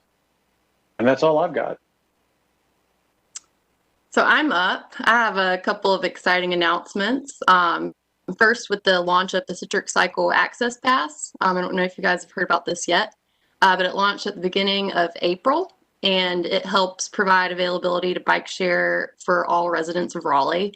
Qualified residents currently receive Section 8 housing, SNAP benefits, Medicaid, Medicare, or supplemental security income. And the membership is annual, and it costs $10 and can be paid by debit card, credit card, or money order. And this allows for unlimited 1-hour rides. And big shout out and thanks to Michelle Hood with Bewegan for helping us get this off the ground. Really appreciate her work on all of this. And second announcement I have relates to scooters. I'm really pleased to announce the selection of Bolt, Lime, and Spin to operate in the city and execute a master encroachment agreement to operate. As you guys know, we issued an RFP in February, received 7 proposals, and had an interdepartmental selection committee review and score these proposals based on a predetermined scoring criteria outlined in the RFP.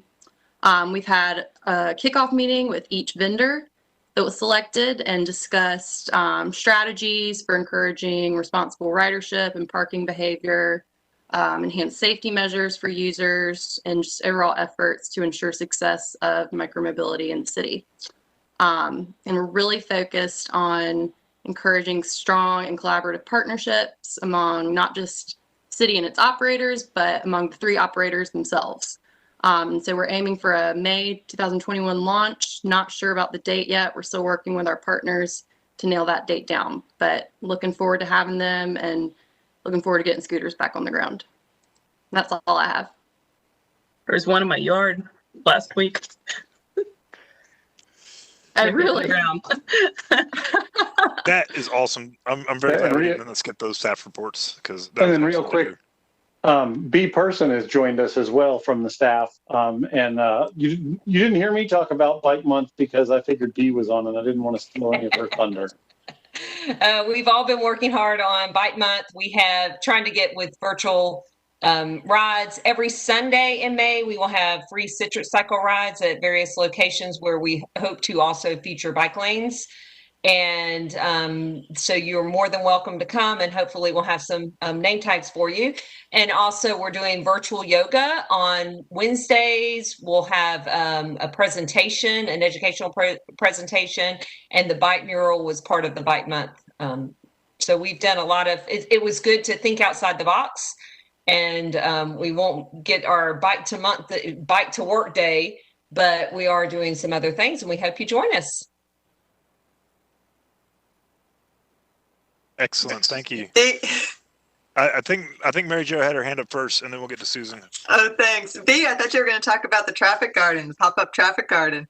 So the first weekend of May is the biggest event. May 1st, Oats and Spokes will come and help us put up a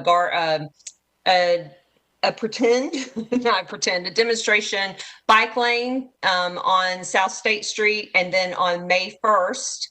Or May 2nd, that Sunday from 1 to 3, we will have our free citrus cycle rides. Oats and Spokes will be hosting the St. Aug's bike team to come and do some signatures. And Mary Jo has graciously offered to help us do a mini traffic garden at Walnut Creek Wetland Center, where we will be using some Parks and Rec's balance bikes that they got them the week COVID hit and have never been pulled out of the box. So we're going to be the first chance to use them.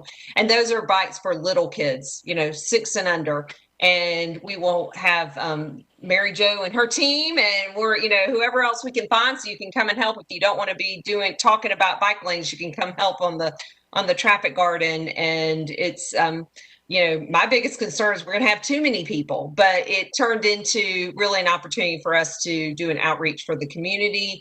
And hopefully we've sent out a letter to everyone saying, hey, we're doing this bike lane. Tell us what you think. And we're also going to have this balance bikes. And, we hope that it'll give us, like Nick said, an opportunity to hear, really maybe the transportation needs of the community. We can't do everything about the trash, but we can say, hey, what about transit? What about lighting, bike lanes? And there are things that we might be able to do. So we're hoping it's an opportunity to learn how to listen, because the city's not always the best at that. So that's sort of the pop-up is our opportunity to do that. Instead of coming in saying, we are going to do the bike lane, we're saying, hey, what do you think? We've got the sample. Now, is it as bad as you thought it would be? And yeah, are we doing any kind of helmet giveaways as part of our Bike Month activities? And we do have youth helmets from the North Carolina DOT has youth helmets that they have provided for us through a grant initiative. And so we will be taking those to that event. We're also going to be using the youth helmets for prizes for a Parks and Rec initiative we're doing May 1st through the 9th. It's called the Bike It List, and you go visit certain community centers, and then you can get a prize if you take a picture with your bike rack. So the whole idea is go do it on your own, but socially promote it, then get a prize. And the youth helmets are some of those prizes as well. So. And I just wanted to add on to, lots of times when I use the word traffic garden, people are like, what is a traffic garden? It is an old principle. Lots of times people would think of it as a safety town. And essentially it's a miniature street scene for children to be able to develop bicycle skills and street etiquette. So I'm really excited to be a part of the team on the 2nd. We're going to use the parking lot of the Walnut Creek wetland. And this design is going to be very simple, but it will feature its own bike lane. So, so it's think kindergarten for bicycle skills.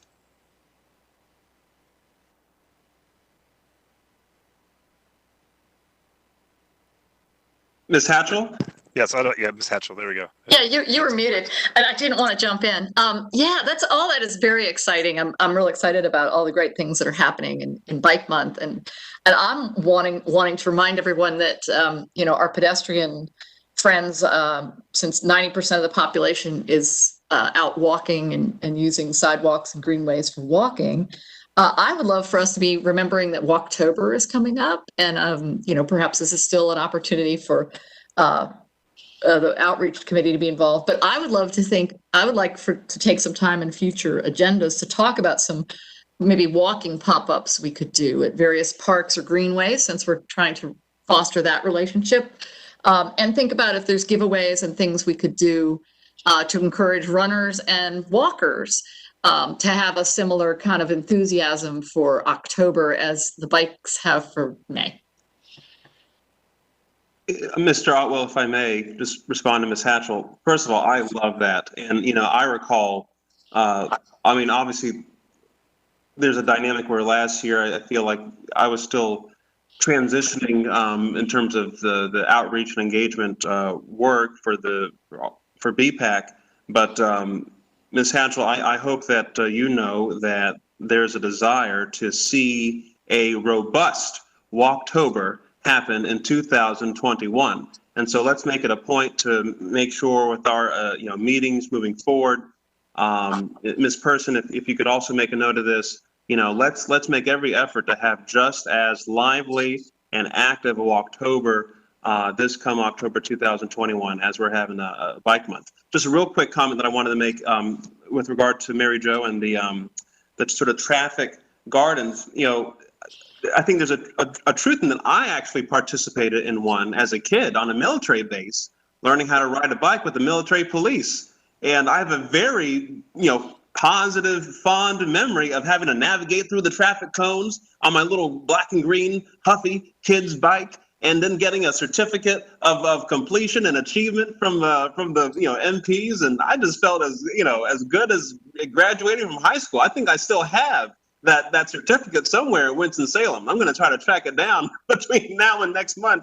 But I really do love the effort being made to facilitate a very positive, upbeat, uplifting community event and opportunity for us just to get out there, get out there and just meet some folks, listen to folks. And, even if we as BPAC don't have, all the answers and et cetera, with regard to all the concerns, we may know someone who does. Eric Lamb, Paul Black, these folks have been working for the city for forever, okay? And so all we got to do is pick up a phone, send an email and say, Eric, Paul, who do we got to talk to fix this issue? You know what I'm saying? And just that kind of human touch, just that second of follow-up for people who have grown so accustomed to promises being made and promises broken. Just that little added step, that little added effort, that goes a long way to being, true outreach and engagement. And that's the opportunity and the potential that we have with this upcoming Bike Month. So let's get out there and let's have a lot of fun with that. You know what I'm saying?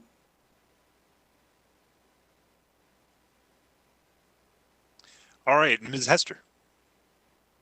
I can't really follow that, but I did want to mention to everyone that I am the liaison to the Devereaux Meadows Park advisory that's going on, and we have a public meeting on May the 6th. If you are interested, it's like a virtual open house to see the options for what that park space could look like. We did see the presentation in our first meeting, and they have sort of 3 different options that you can choose from. And it's almost like an a la carte menu. You can kind of mix and match. But if anybody's interested in that, I just sent the details on how to register for the meeting. It's May 6th at 7 p.m. It's done on Zoom. So if Eric, you can share that, that'd be great if anybody's interested, just to let you know. Ms. Gellenbach. Oh, thank you. I was raising my hand to say I'm interested. Yeah, it's a neat project, and it's like a really interesting urban space. So it's the options are pretty interesting. So yeah. Well, before I leave, I do want to follow back with the comments made with Barbara shared about the citric cycle and the scooters returning, if I might. Barbara, I am so proud, I guess is the top feeling I have for the citric cycle access pass. And is that something that we can, you know, say that's coming from Raleigh Gov, or is that like citric cycle? Because it's a remarkable access to affordable transportation for people of need, and primarily, and most of the time, people of color are in that category. And the diversity, I'm struggling to find the words. That's how excited I am. This is something that should be shouted across the nation, across the pond. What Raleigh is providing, it's just, I don't know, I'm over the moon. So I wanted to know if that would be something that we could say, you know, as from BPAC, representatives of the commission, that we could say that on social media, you know, that Raleigh Gov is doing this. You definitely can. With Bowegan as an amazing partner, Michelle, like I said, Michelle did just an enormous job with this launch. So I'm very, you know, excited and pleased with her work, and just looking forward to moving this program and this opportunity forward. And really hoping we can build on it. Barbara, is it accurate to say that Bowegan and Citric Cycle are sort of at the lead at facilitating this equity-driven program, and the city is sort of supporting it? Is that fair? Or I guess that's my impression based on the conversations I've had with Michelle and like the sort of legwork that's gone into getting Bowegan's buy-in with the program here in Raleigh. If I can clarify for some of the newer commissioner members that have not heard our previous discussions about bike share, the relationship is that the city is the owner of the system. Bowegan is the vendor that supplies the system to us, and then we have a relationship with them that they operate and maintain the system on our behalf. So when we initially set up the framework for the system, we requested that there be this type of equitable framework in place that would allow access to folks that were less advantaged. And so this is Bowegan following through on that request from the city. And if I can add to that, Michelle's role as the marketing coordinator took that on and ran with it. So again, that was her just taking the initiative and finally getting this off the ground. Where's the funding coming from? There's no funding associated with this. No. So, it's just part of the operating model. So that would, it seems like magic. Like you've just pulled a rabbit out of. I don't know how you can't do it without some kind of funding, because we're essentially making it free. $10, 60-minute unlimited rides daily for 365 days. I don't know what that adds up to you, but that's like 0.003. That's not even a penny a day. And the city is not providing Bowegan with a subsidy for this. So they're subsidizing it then? Correct. Wow. That's remarkable, because when I publicly share that our membership fee, you know, with somebody from outside of the state or somebody outside the country, their eyes always bug out because it's so affordable. So that's really cool. All right, moving on. Ms. Hatchell? Well, maybe Mary Jo was going to bring up Glenwood Avenue pedestrian issue next. I am. Because, well, I'll just break the ice here, because you know, we had a conversation about the neighbors from the circle coming to talk about the opportunity for some improvements, safety, and crosswalks. And since then, we've had at least two. I'm not in Raleigh full time anymore, but at least two very other serious accidents where telephone poles were taken out, and it's proving that there's no improvement to the speed limit problem. And I imagine I'm not a physicist and I don't play one on TV, but I imagine you have to be going pretty fast to snap a telephone pole in two. And these are happening directly adjacent to the sidewalk. I think that the situation is becoming alarmingly dangerous along there. So Mary Jo, I'll shut up and see if that's what you want to talk about. Oh, yeah, well, I still want to cycle back to the scooters, but since we're now talking about Glenwood Avenue, I have the same report. The most recent one was 2 weeks ago. A motorist jumped the curb, ran into a telephone pole, and literally splintered it. So I stopped by the homeowner, and because the car landed in their lot. Introduced myself as an advisor, a part of the BPAC team, and wanted to get his feedback. And he pointed out that there's a dip in the road where the stormwater drain is. And he said it's the reason why these cars are enabled to hop over the curb. And that telephone pole has been hit several times. His neighbor right next door has a metal fence. And within fresh memory, that has been driven into. Another fresh memory is a car jumping the curb heading southbound and landing 20 feet inside a person's yard. Just after meeting the mayor, there was a van that jumped, a minivan that jumped the curb and landed in Lily's Pizza outdoor eating space, as well as the coffee shop called Third Place there. After that, there was a car that jumped the curb and northbound landed in a person's yard and took out plantings. After that, just before that, a motorcycle jumped the curb and he flew into a black and yellow reflective traffic sign that was mounted to a telephone pole and died. I'm freaking out about this section of roadway that's in the city from 5 Points, Fairview Road to St. Mary's.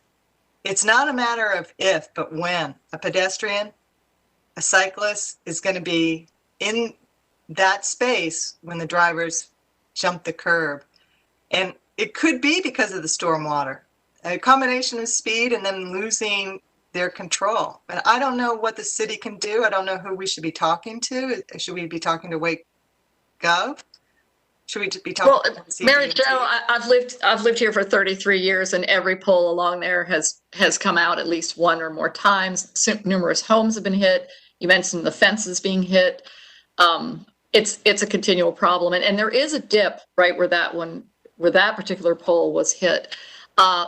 The pole that I saw last Friday that were being put up were right past the church. So I think it's not one place; it's the entire place. Yeah, it's excessive speed, and the poles are right on the. They're right there. If you'd like to come over, I would be glad to take you for a walk up to 5 Points.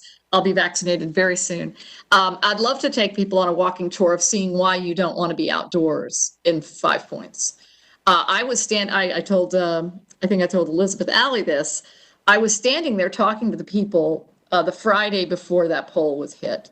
I was my husband and I were standing exactly where that happened, and we would have been killed if that had happened during our talking with those neighbors.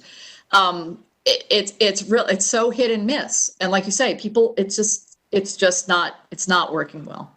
And I have to, if you don't mind, Nick, I do want to add that there are children who are riding their bikes now, and you can't deny them from crossing Glenwood because there are friends on the other side of Glenwood, right? So they're at that 5 Points intersection in groups, and they're not acting recklessly, but they're there and they're growing in numbers.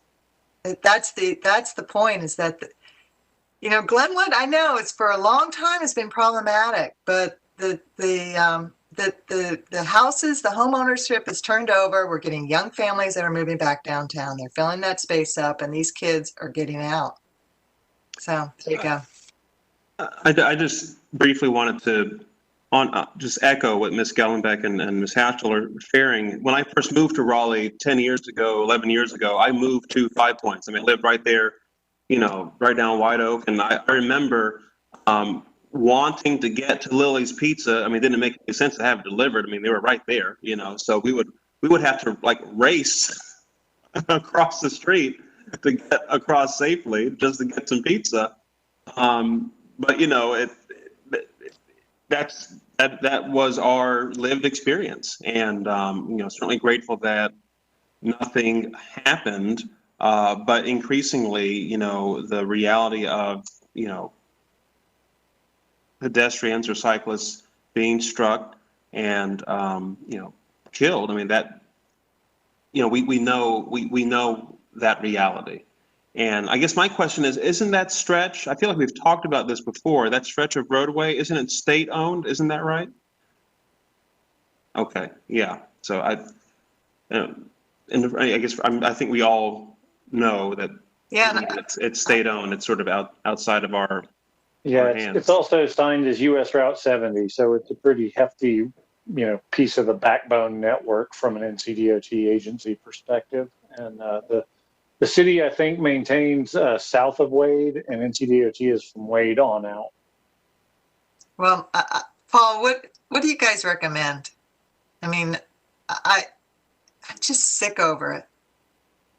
And I don't want to just brush it off and say, oh, it's state maintained, it's a US highway, it's not city's responsibility. Well, and Mary Jo, I'm right there with you. Is it a matter of just reaching out to the DOT and like they're, you know, just effectively like our state level representatives and folks who can, you know, kind of poke and prod DOT to do something? I know that there have been some discussions about Glenwood specifically. I've not been party to those discussions. I'm not sure what the status of those conversations is. I know that NCDOT has taken an interest in looking at options for safety improvements. I can look into that and report back to you at the next meeting. Okay, thank you.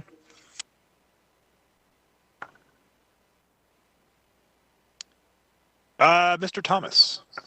Thank you. I have somewhat related question in a different part of town. Lake Wheeler Road, there is a crosswalk at Carolina Pines Park on Lake Wheeler Road.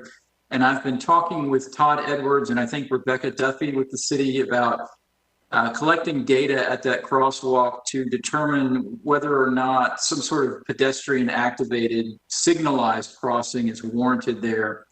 And so they've told me that they have talked to NCDOT about getting this location on their list and that they need to do a pedestrian count there now. And so I was told that we are 36th on the list to have a pedestrian count done.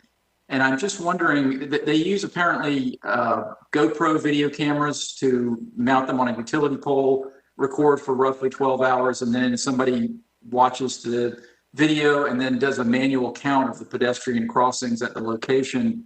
And so I'm wondering if there are 36 in the queue already to be done, is this the only way to do this data collection? Is there a more efficient way to do it? Is there a way to do this better? Can we spend a little bit more money on a few more GoPro cameras? Because, you know, connecting back to Ms. Hatchell and Ms. Gellenbeck's concerns, I have the same concerns at this intersection on Lake Wheeler Road. Somebody is going to get mowed over, and I don't want it to be me. I don't want it to be anybody. I use that crosswalk 2 times a day at least. And so, you know, it just feels like we've reached the level of, you know, needing to do something that what can we do to make these data collections happen more quickly, make them more efficient? And I know that anything we do to change how we're collecting data, or if we do it more quickly, more efficiently, is not necessarily going to change NCDOT's mind about how to treat this crosswalk. I realize that, but is there something we can do to improve our data collection process is what I'm wondering. Or is there another way to do it? The way that they do those counts, effectively, they take the video and download it and they view it at an accelerated rate. So there's not someone that's sitting there watching 12 hours of feed for 12 hours straight. They watch it at an accelerated rate. And we have looked into companies that offer automated type of solutions. I'm not sure the technology is quite there yet, but this was something that we did not even offer a couple of years ago. Did not have this capacity, so this is a relatively new thing for us to be able to do this type of data analysis work. If there are better ways to do it, I'm sure that we would be open to that. But I think it's simply a matter of our city staff availability outside of hiring an external firm to do the work for us. Yeah, and we do have an external firm on contract. We've actually used the same MyoVision vendor that we use for all of our traffic impact analysis. That is something that we've got an on-call contract, but we generally tend to stay in downtown, and we've got existing cameras in a lot of downtown too, so we don't have to actually deploy a camera. We just say, I need a pull from camera whatever. Well, there's a list, it seems to be getting bigger rather than smaller. It would be nice to be able to, give people answers about what we're doing to improve our data collection process. And, I don't really have good answers for them. So we did have a pedestrian count agenda item actually went to the policy committee this month.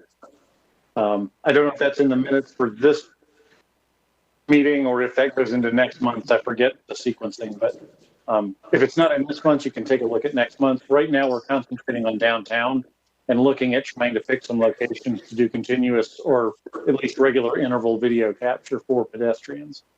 So it is out there. It doesn't help this location, but in terms of a program, we do have something in the hopper. And I know this crosswalk pretty well. I think the other issue out there is it is relatively close to the signal at Sierra. I think it's like less than a quarter mile.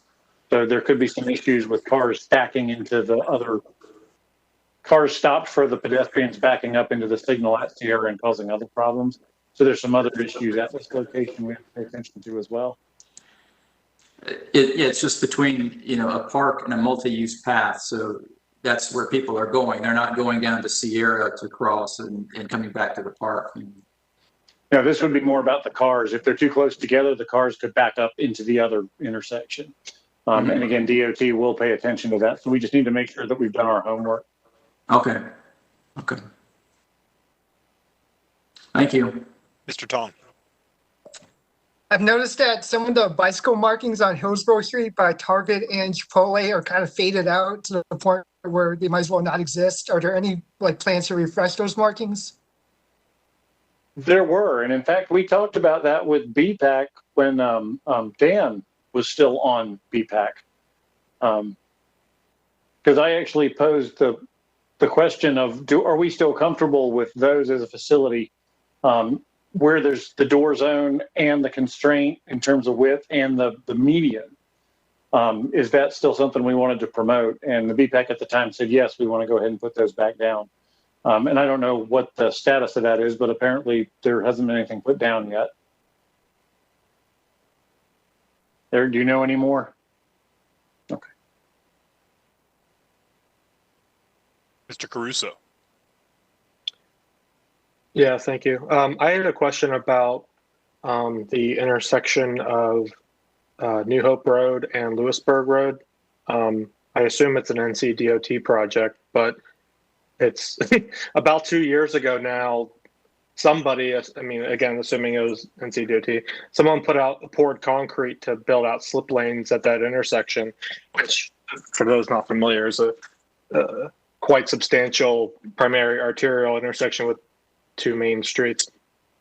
So someone poured concrete to create slip lanes on each of the four corners, but then no one came back to move the crosswalks or install pedestrian signals or anything like that. So I just wanted to know if anyone's aware of that and basically what was going on, what's going on with that.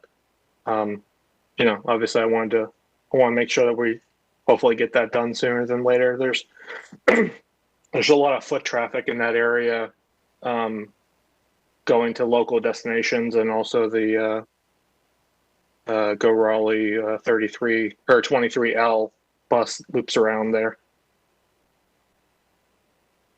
Mr. Caruso, I'm very familiar with the situation. I know this has been sitting on the ground for quite a while, but that was a DOT initiative.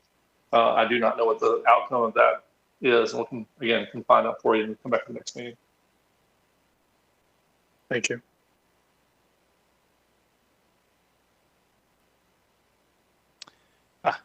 It's going back. Can I circle back to the scooters now? Please do. Barbara, has it been addressed about parking opportunities for these scooters so that they are not on the sidewalks? Yeah, so we're working really closely with our partners to create these designated scooter parking zones and really ensure responsible parking incentives through the app or through online education efforts. Yeah, we're working through those with the operators. We don't have any concrete plans to present quite yet. Okay. So no identifying markers or paint that's going to be used, or space taken from car parking might be dedicated to scooter parking. Those are all possibilities. What it looks like, we don't quite know yet. Okay, thanks. To follow on real quick, is there going to be an operating range for the scooters in Raleigh, or is it wherever they decide to deploy them as a private company? As far as where they're deploying? So there is a 20% equity zone requirement. And then outside of that, they cannot deploy on the NC State campus because that contract is given to Lime. So Lime has both city and NC State, but Spin and Bolt will have to remain off campus. Other than that, downtown, Hillsborough, corridor, but nothing on campus are the zones that we would typically see scooters in. But they're not tethered, are they?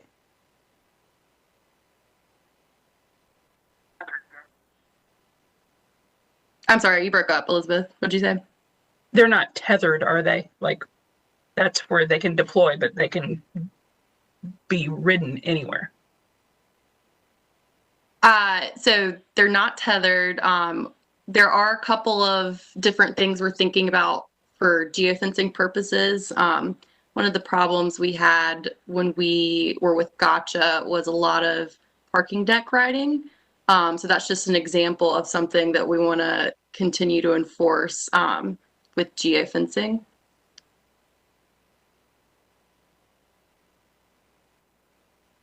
I was just curious because they had started popping up outside the belt line back in the day. So I was wondering if we were how much deployment we were gonna see, and if there were restrictions on it. I'm happy to let the market work it out.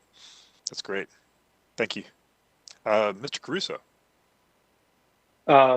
Yeah, I just had a quick question about Citric Cycle, and maybe this information isn't known yet, so that's fine. You can say that. But I saw there was from somewhere from council in the budget for next year.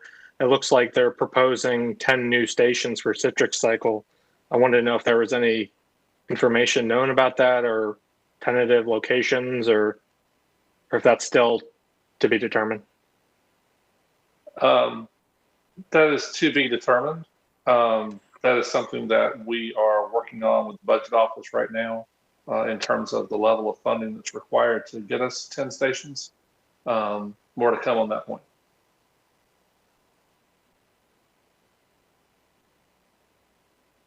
Yeah, I really look forward to watching the process of selecting those next stations. It's very exciting to see the program grow. I have an announcement to make. I was on the Greenway Trail and I heard the construction on structure 106 going down.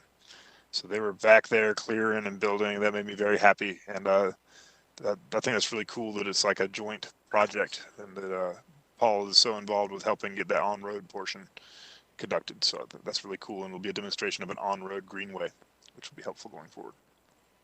And I don't have anything else as far as announcements to go. And I should say, Dwight, it's actually going to be in street, which is even bigger than on road. We've got side paths, but an actual in street pedestrian facility. This will be the first of its kind in the city. Yep. They were burning the diesel back there, getting it done, man. I can't wait to see it. So I believe that'll cover it for board comments. We've covered a couple upcoming events as part of our comments because we just couldn't wait to share the news. But besides the things that we've talked about already, are there any more upcoming events that we need to mention here? Ms. Hatchell. Mute, please. Muted.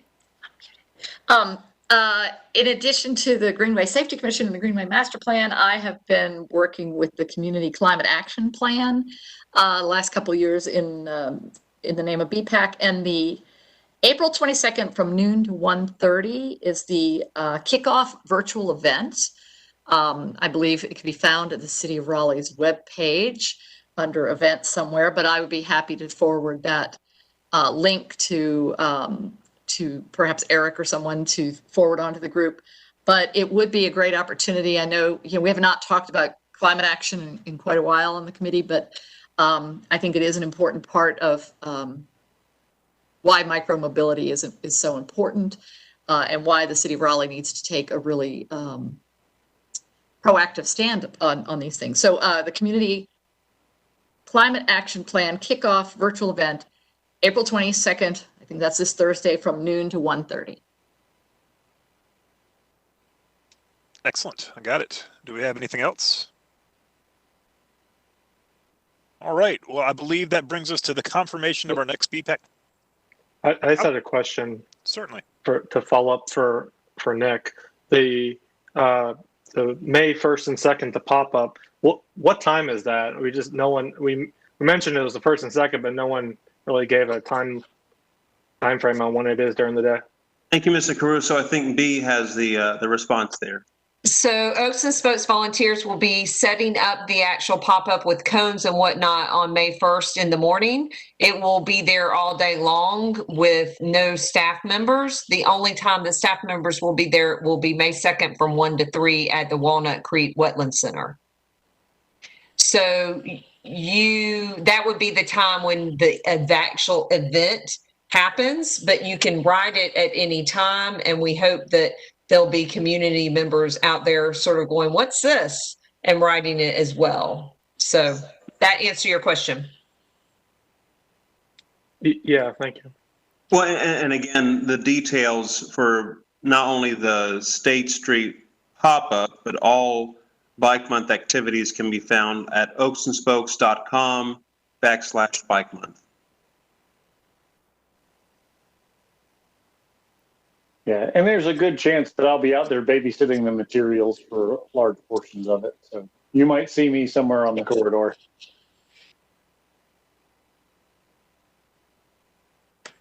Great. All right, scanning once for upcoming events or any other comments, and we will confirm our next BPAC meeting for Monday, May 17th at 6 p.m. If anybody has any conflicts. Mr. Chair, just one thing to bring up regarding future meetings. We had discussed the option of considering a retreat sometime during the summer and wanted to see if commission members felt comfort with us moving towards an in-person meeting somewhere in the July or August timeframe. I am personally okay with that. I think that I would like to ask the commissioners to respond individually to staff about that. It's a little bit more sensitive of a question, if that's okay. So I'll ask you guys to do that. Please let Eric Lamb know if you're going to be comfortable with an in-person meeting in July. I think we're looking at. Thank you. Ms. Gellenbeck? Yeah, I just wanted to mention, Eric, I don't recall seeing the email with the link for tonight's meeting before the meeting.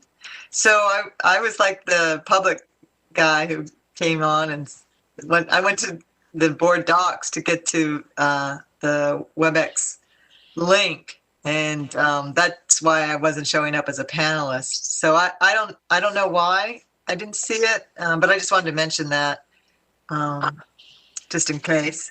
All right, And Mary, then if you can stay on with me for a minute after the meeting, I can look at your settings real quick and determine. Okay, thanks.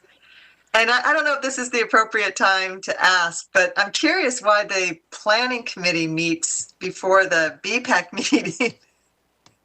I don't know if that's their preference to be in front of a That's my fault. When I was in the planning committee back in the day, I requested that time period because it works best with my schedule. So Okay. I dropped that bomb and then left. And so I think you it's guys are my stuck with fault for continuing it because of work. It's easier for me to meet. it. Lump it all together. And when we were in person, it meant that those folks only had to come downtown once. Oh, now that makes a lot of sense. Okay, I would vote for it then. It seems an exceptionally long time to sit in front of a computer. Great. So I believe that we have our confirmation. Everybody got that? Meeting's been confirmed. We will go ahead and adjourn this meeting. Thank you so much for your time, everybody, and I look forward to seeing you again soon. Thanks, everyone. Thank you, everybody. Thank you very much. Bye. Bye.